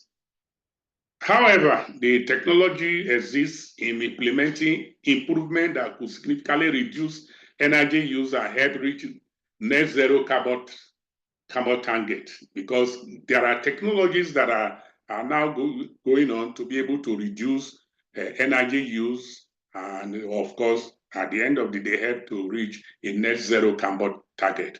This is where chemical engineers are very, very relevant. While chemical industries are the consumer of energy, it is also the greatest producer of energy sources. We have seen that even though the chemical industry are the major consumer of energy, they are also the greatest producer of energy sources. So, because for instance, if you look at in Nigeria today, of course, like Prof has said, most of our energy, 85% of our energy comes from chemical industries, that is our petroleum industries or some petrochemical industries. So we can see that, yes, even though, yes, the industry consumes a lot of energy, but it is also the greatest producer of energy. Because chemical engineers play a role in refining crude oil, which we know, into usable products so that petrol, gasoline, diesel, jet fuel, kerosene, lubricating oil, and numerous other air products. These are the energy sources that we have all around us today. Their expertise is very important. So by improving these processes of carrying out all of this, chemical engineering can increase efficiency, reduce waste, and minimize the environmental impact of refineries in particular. So just still going on, how do we chemical engineering involved in reducing energy usage? Even though the industry, like I said, is one of the great consumers of energy, the chemical engineers have devised many strategies and technologies reducing the usage, such as optimizing raw material production materials, developing new development technology, and designing new types of equipment, analyzing the whole industrial chain. For example, a large variety of opportunity exists within the petroleum industry to reduce energy consumption while maintaining or while enhancing the production of the plant. We can see those are some of the things that we know. So major areas of energy efficiency improvement are utilities in the chemical industries. They are utilities, they consume about 30%. Fire heaters, 20%, process observation, 15%, heat exchangers, 50%, motor and motor applications, 10%. Other areas also account to about 10%. These are areas. And so if we can focus in reducing energy in these areas, we would have succeeded in at least reducing the total energy usage in chemical industries. So for instance, even in chemical industries, as chemical engineer, we talk about energy recovery. For instance, flare gas in Nigeria, one of our major problems is flare gases. And so today we are looking at energy recovery. Reduction of flaring can be achieved by improving recovery system, including installing recovery compressors and collections and storage tanks. This technology is already commercially available. We also talk about power recovery. Various processes run at elevated pressure, enabling the opportunities for recovery from the flue gases. So these are some of the challenges that we have. Sorry, I didn't know. Let me just thought I put my phone on silence. I think I'm just seeing that.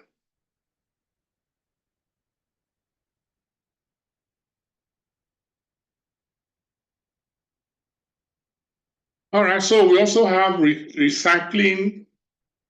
We can recycle energy. For instance, we use heat exchangers, steam generators. All of these are part of recycling energy that are used in industrial areas. But let's look at what role does chemical engineer play in order, apart from the natural gas, which we are known for. Because today, if you talk to any chemical engineer, where do you want to work? They'll tell you, I want to work in oil refinery, as if that is the only area chemical engineering work when it has to come to energy. But we have seen that there are other areas, other sources of energy areas where chemical engineers are very, very important. For instance, in coal, I don't want to go because of time. I think for those who may read that, we see coal fuel, the industrial revolution in those days. When we were younger, some of us were using coal for cooking and all that in our villages. But that is not the issue today. With the advent of gas and all that. So we can see that coal gasification is the process of producing some synthetic gas from coal, water, and air. It involves a series of chemical reactions that convert coal into a mixture, primarily consisting of carbon monoxide and so on and so forth. Of course, we know some gas is primarily made up of hydrogen and carbon monoxide. That contain just a little amount of carbon dioxide and methane. Though it is highly combustible, but can be used to make fuel and other chemicals. So we'll just give you some things that we can do with coal as chemical engineer. We make coal greener. We also have a system we call two-cycle coal generation. I don't want to get into details of that. We also have other biofuel is another area that chemical engineers are involved in today. Chemical engineers are involved with developing technologies of converting renewable biomaterials into electricity and transportation fuel, just as they have been with non-renewable fossil fuel. For instance, corn, sugar, I just mentioned that are now widely used to produce ethanol, gasoline, and a gasoline substitute.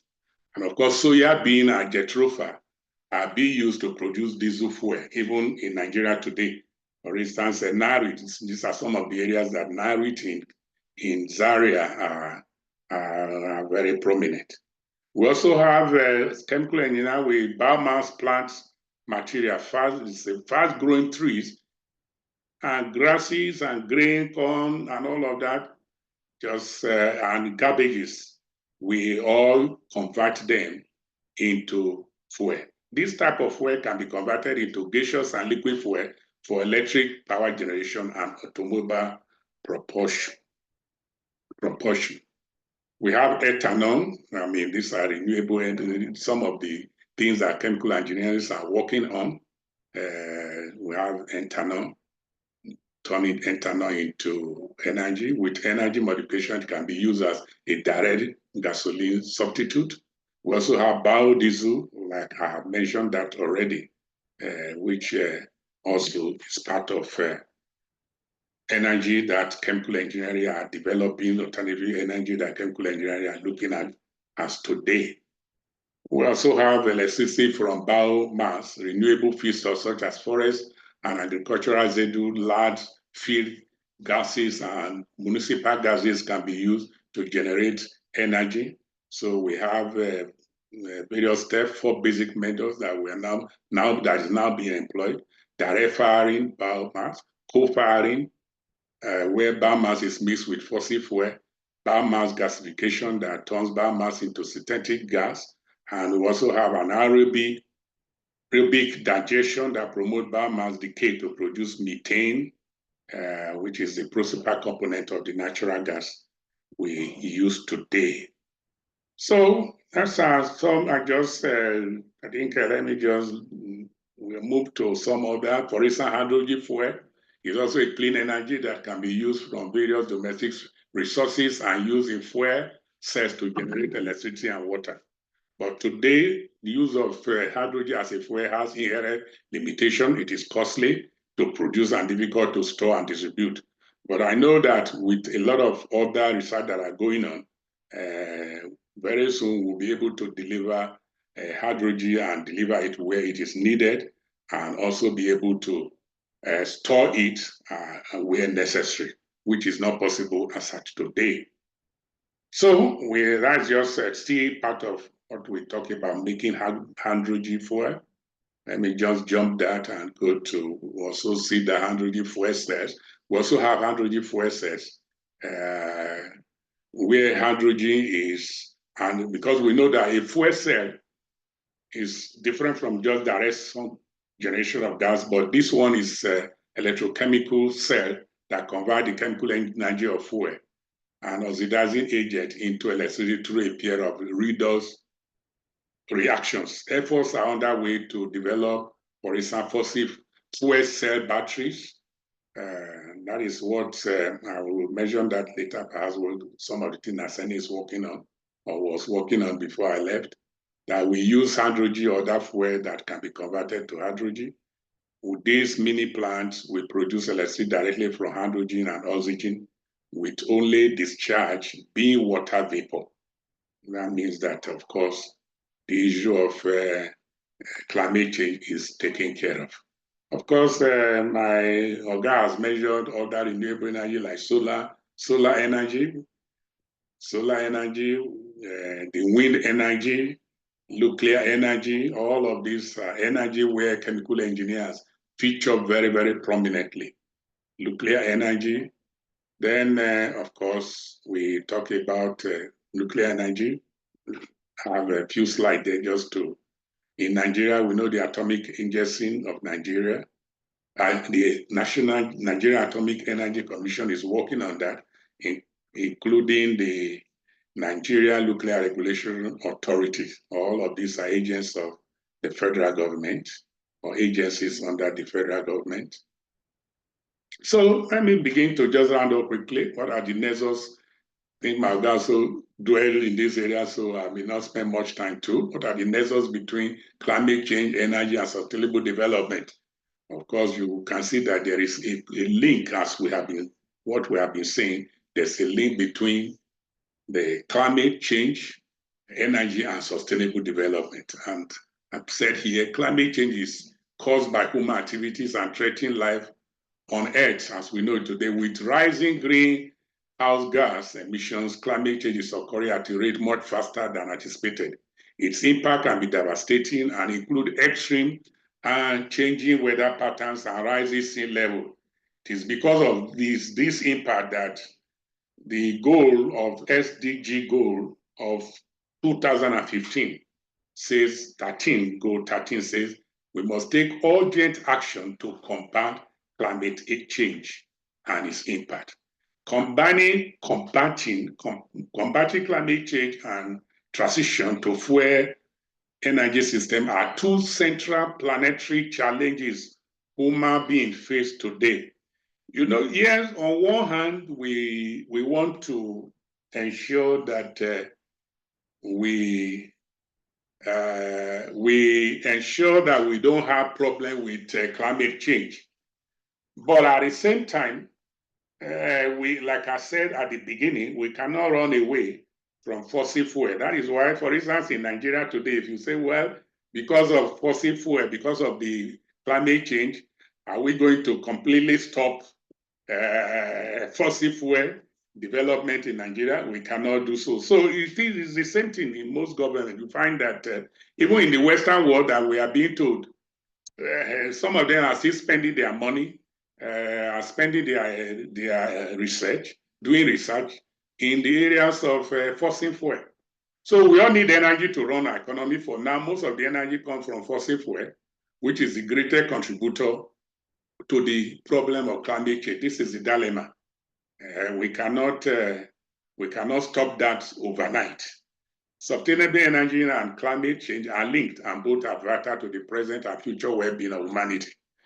Combating climate change and transition to fuel energy system are two, okay, I've mentioned that. They are the central choices that everyone has to make, every country has to make.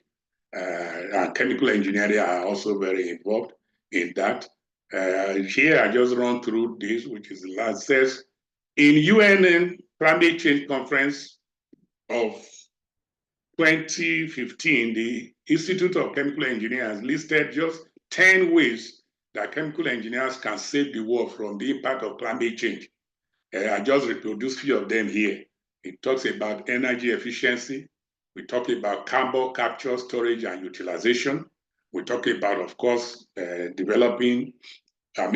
changing to nuclear energy with all its problems and safety, and of course, with all the human rights challenges that are there.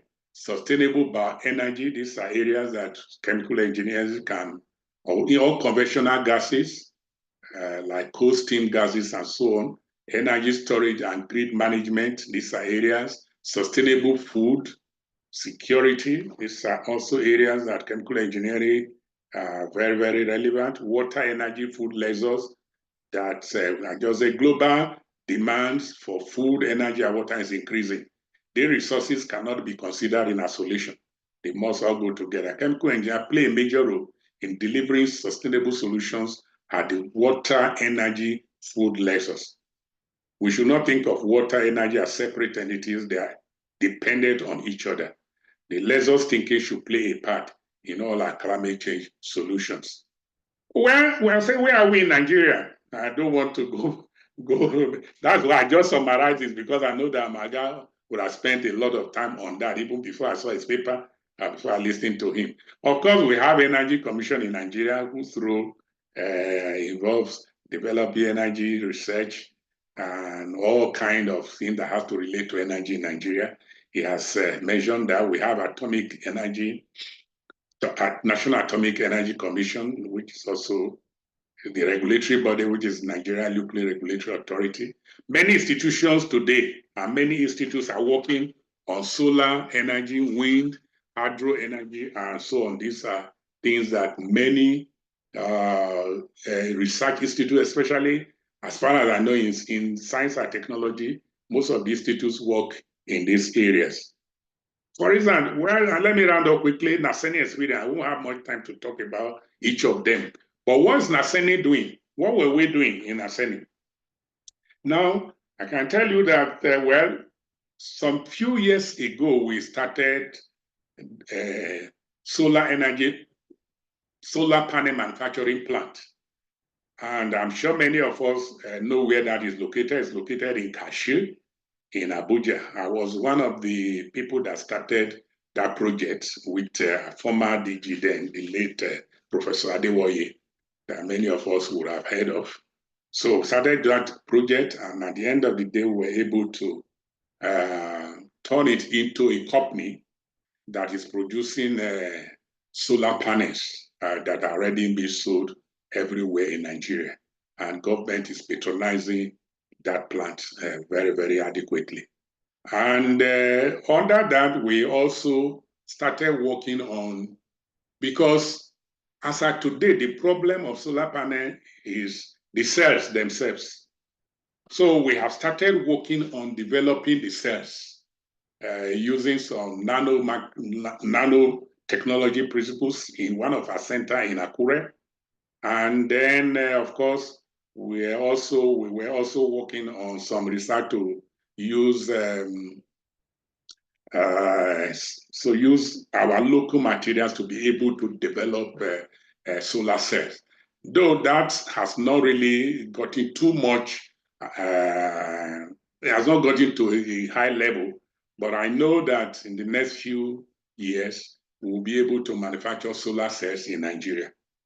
We also have a lot of work we're doing in small hydropower, working alongside with UNIDO. And we have been able to install the small hydropower in some states of the country.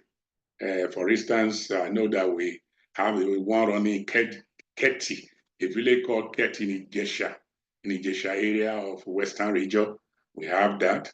And then also, we also started a program on wind energy blade development.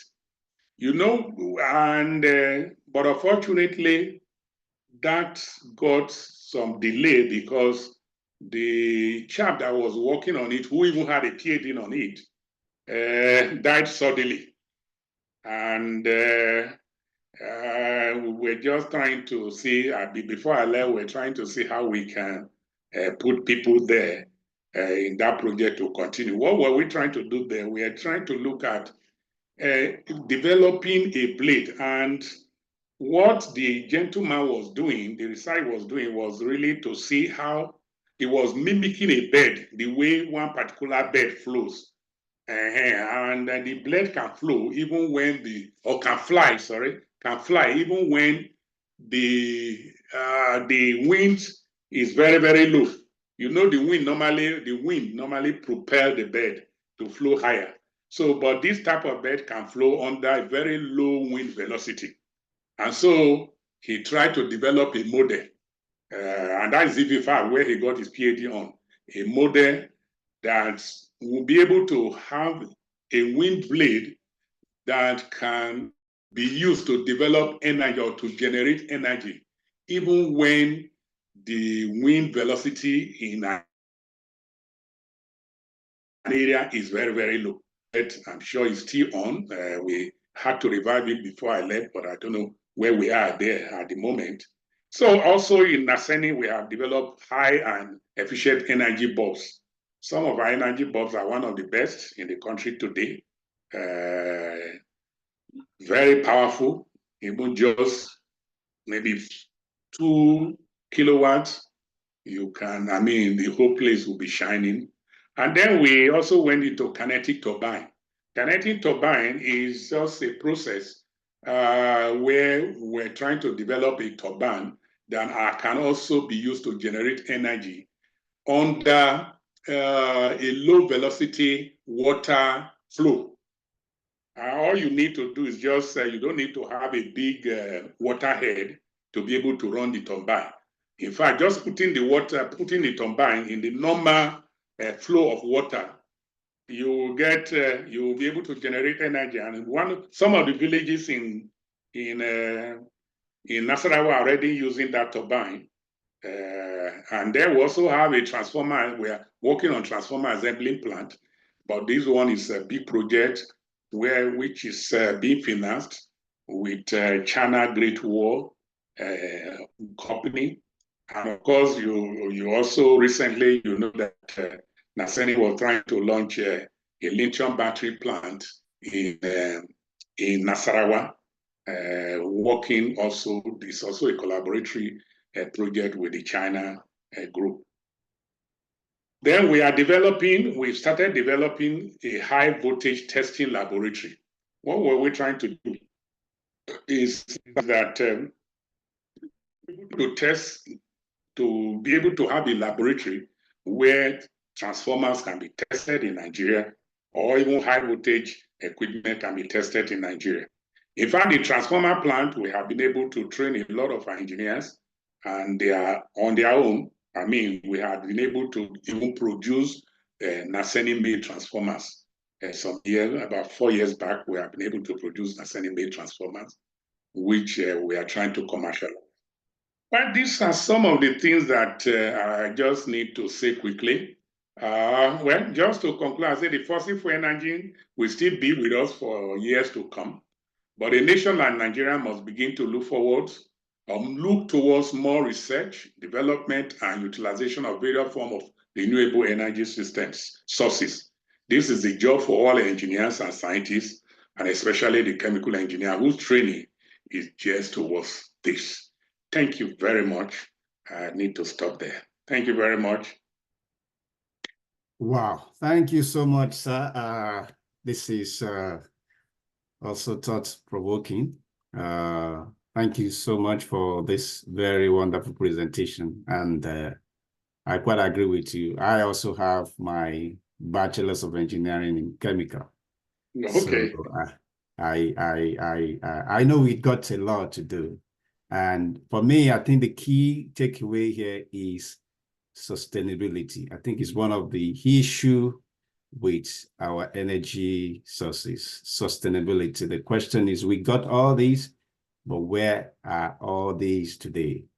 Sustainability issue. And I think as two speakers have spoken to that, they've talked about the policy, they've talked about intentionality, and many more.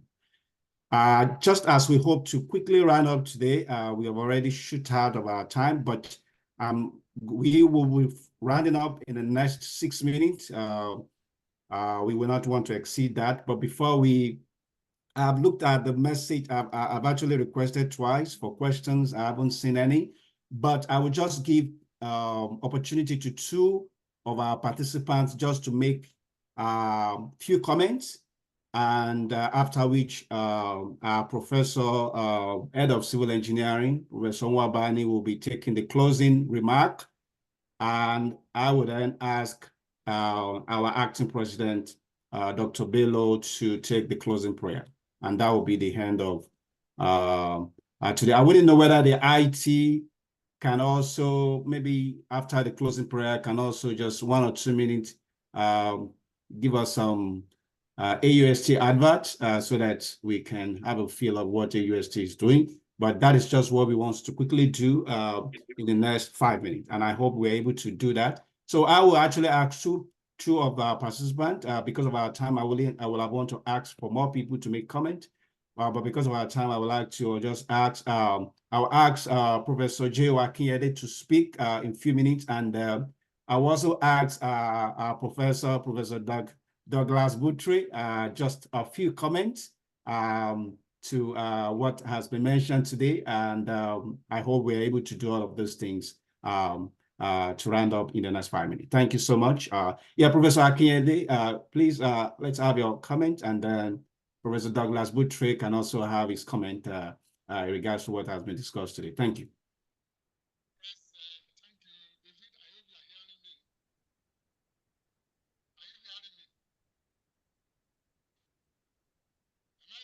Professor Akinyede, we can't hear you.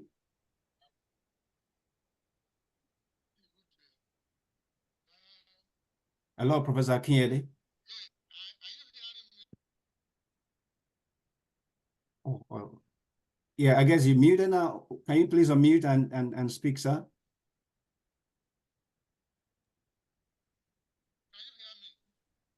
Oh, the sound is very faint. I wouldn't know whether it's just from my own side. No, I think we are not hearing him. So okay. It's like... Okay, so please, Professor Douglas Buttrey, please, can you make just a comment before Professor Akinyede got it right to speak? Yes, sure. Thank you very much. Can you hear me okay? We can hear you, Prof. Good. Okay, I'll just keep my remarks very short. I enjoyed the presentations. This was very informative. Thank you to both of our speakers. And I also want to appreciate those that organized this. This is very good. One comment I want to make is that in the early years after AUST was established, I think about 2010 or 2011, I was a co-chair of a committee with Professor Ogunaki, the late Professor Ogunaki, Tunde Ogunaki, to create a chemical engineering department at AUST. And we organized a very well-known group of chemical engineers to make that happen. And within a couple of months, we were told to stop, that there was no funding to do that. And so that's why AUST does not have a chemical engineering program. I felt I needed to point that out, because everything that's been talked about today points to the need for more chemical engineers in Nigeria. And one other thing I just want to comment on is that in Professor Bala's presentation, it was pretty clear that in the energy sector, that the government is not, it seems to be more interested in the revenue from exporting crude oil than serving the needs of the population in supplying energy. And so crude oil is exported, but the fuels are imported. And one of the things that I've noticed over the years is that one of the really big problems with the energy needs in Nigeria is that the distribution isn't there, that it's not reliable.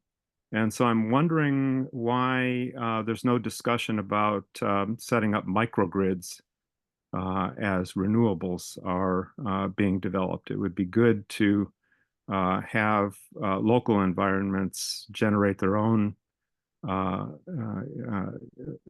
electricity and also storing that energy for themselves. And there's a lot of effort in the national labs in the United States to develop microgrid technology. And I can see how, if the government is looking at making money off of distributing power, they might not be happy about that. But I think universities should be thinking about it. So that's all I want to say. I think I appreciate everything that was covered today. I thought it was very good. Thank you. Yeah, thank you so much, Professor Douglas Boutre. We are excited to have you stay with us for more than 2 hours now, and we are not surprised. Yeah, 2016, and I listened to you teach, and it's glad to also hear you teach. Always teaching even up to this moment. So because of our time, not just to be carried away, right? Unfortunately, we're unable to hear Professor Akinyede speak very audibly. Yes. Okay. Are you hearing me now? We can hear you. Okay. Yeah. All right. I'm using a combining system here. Foremost, let me acknowledge AUST through our president, Professor Walu, for this very important symposium or discussion. It is very timely. I could hear Dr. Momo during his presentation saying that he had to put on his ACs to be able to adjust to the current energy consumption or energy billing in Nigeria. It is really getting too much for the average man, that even those who are in the middle class would not afford the current energy billing in Nigeria.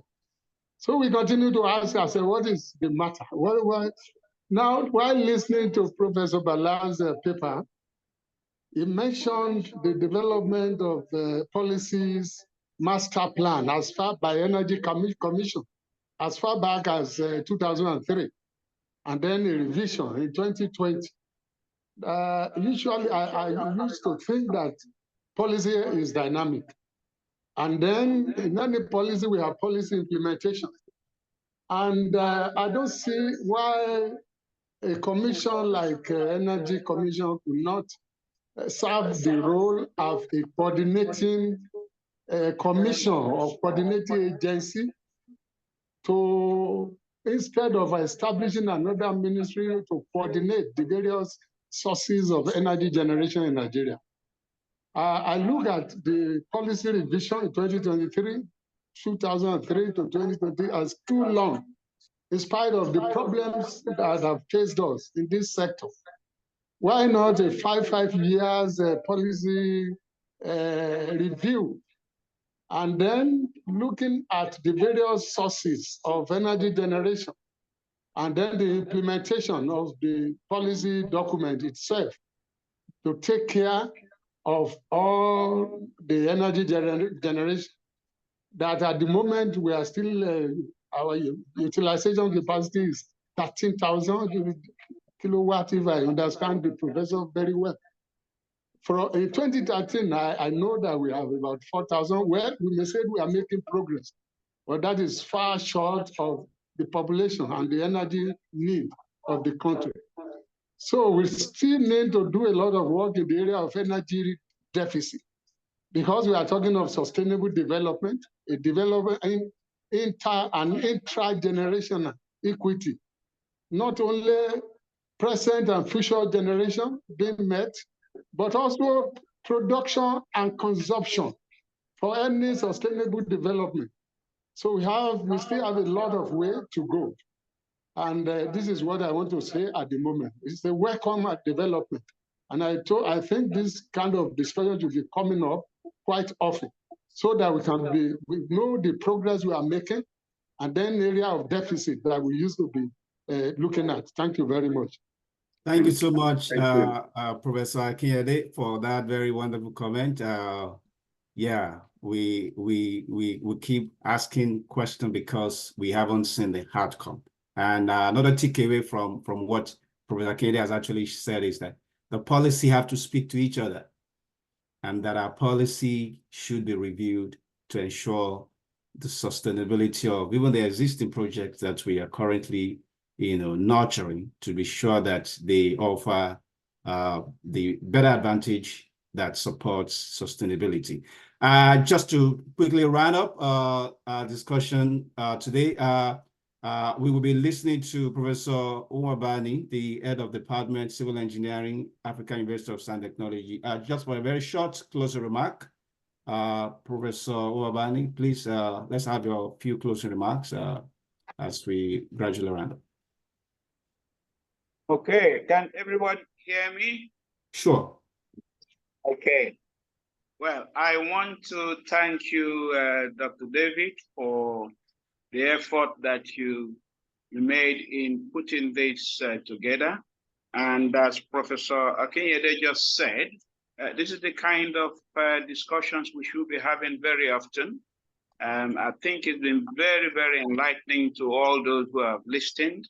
And I thank the presenters, both Professor Bala and Professor Momo, or Dr. Momo, for the very enlightening and very interesting and deep treatment of the subject.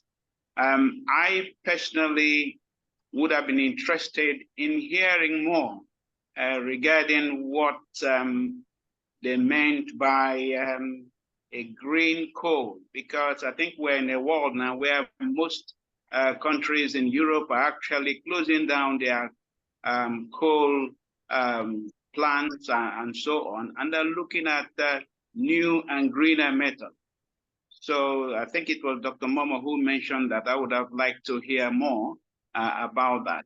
The other thing I would have liked to hear is something to do with the sequestration of CO2 in the production of cement. And these are the kind of discussions we should be having, so that our people will know what they have to do if indeed we want to achieve the same standard of sustainability as other parts of the world. Anyway, I thank everybody. I want to thank our students who attended. I want to thank other academics who are here and other visitors to this platform. Thank you, everyone, for your contribution and for listening to the speakers. I think I want to say more thank you to the president for allowing this to happen. Thank you, everyone, and have a nice week as we go along. Thanks a lot. All right. Yeah, thank you so much, Professor Wabani. The AUST ICT, do you have some? Yeah.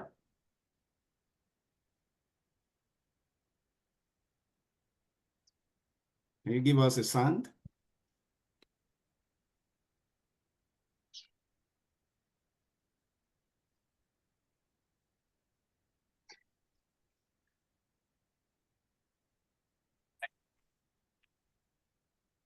The audio is not up yet.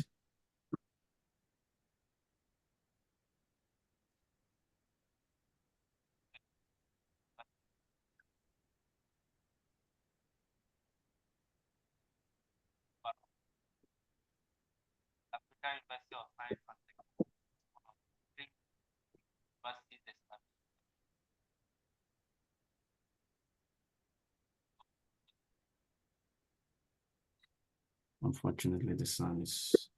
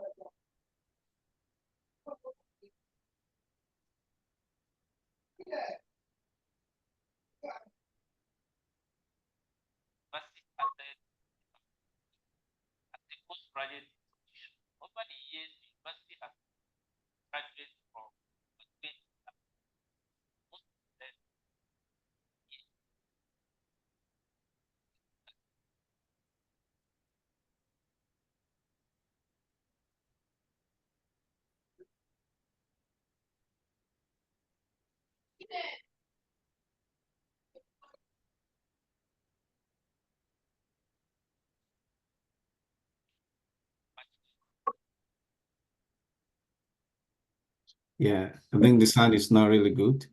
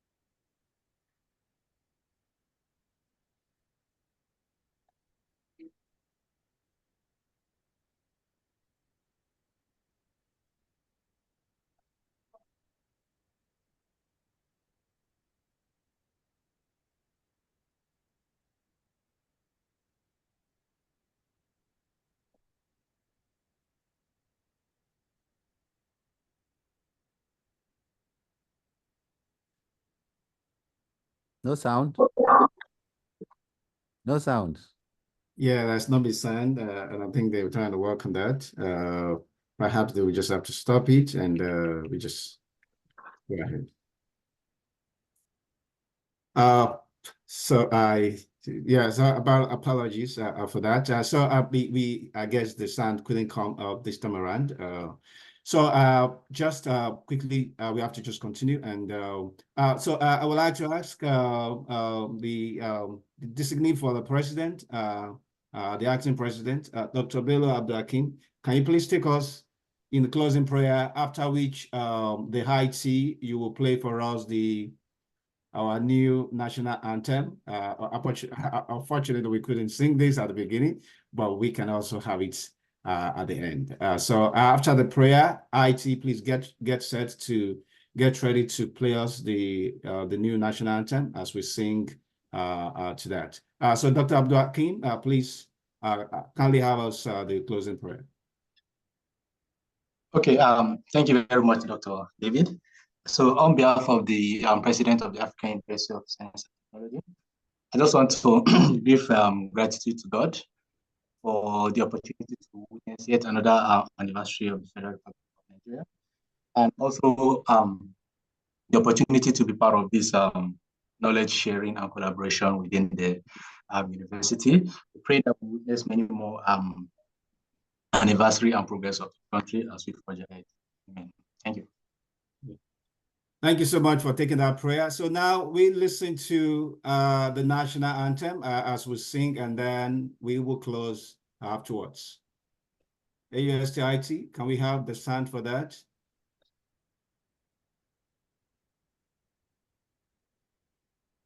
Oh, it seems we can't get the sound as well. Oh my God.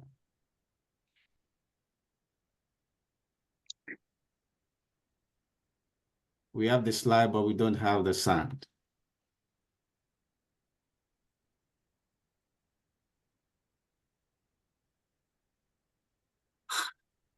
I guess it should be from the system he's using.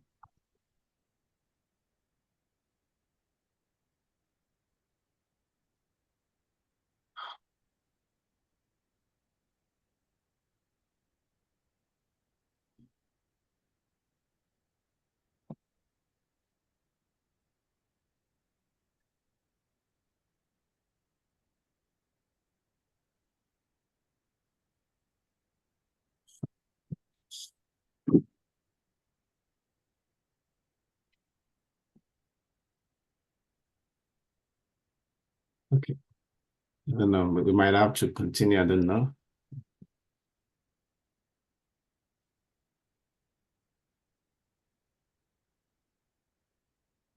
Yeah, so I think unfortunately we are unable to have the sound for the national anthem. We would have loved to sing it, but we couldn't get that so that we sing along.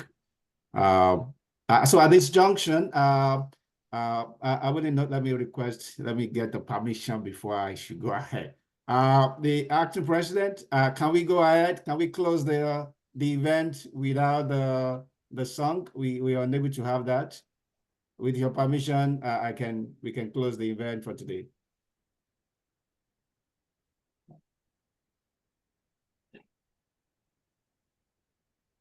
Dr. Bello, is he still with us? I don't think he's with us anymore. All right, Professor Wabani, with your permission, can we close the meeting, please? Yes, I think we should. I think a lot of people don't know how to sing it, and so all right. I think call it a day. All right, sir. So also on behalf of the President, African University of Science and Technology, and for all our senior colleagues that have actually agreed that we actually close the meeting. And so we draw the curtain of today's event to a close. We have really listened to you, and we will look forward to reaching out to you sometime soon to have a very similar talk. Enjoy your day and have a very restful Independence celebration. Bye. Thank you very much, Prof. Thank you. Yeah. Thank you. Thank you. Thank you so much. Thank you. Bye. Bye, sir. Yeah. Bye, Dr. Momo. Bye. Thank you, sir. Yeah. See you. Bye, everyone. Thank you. Thank you so much.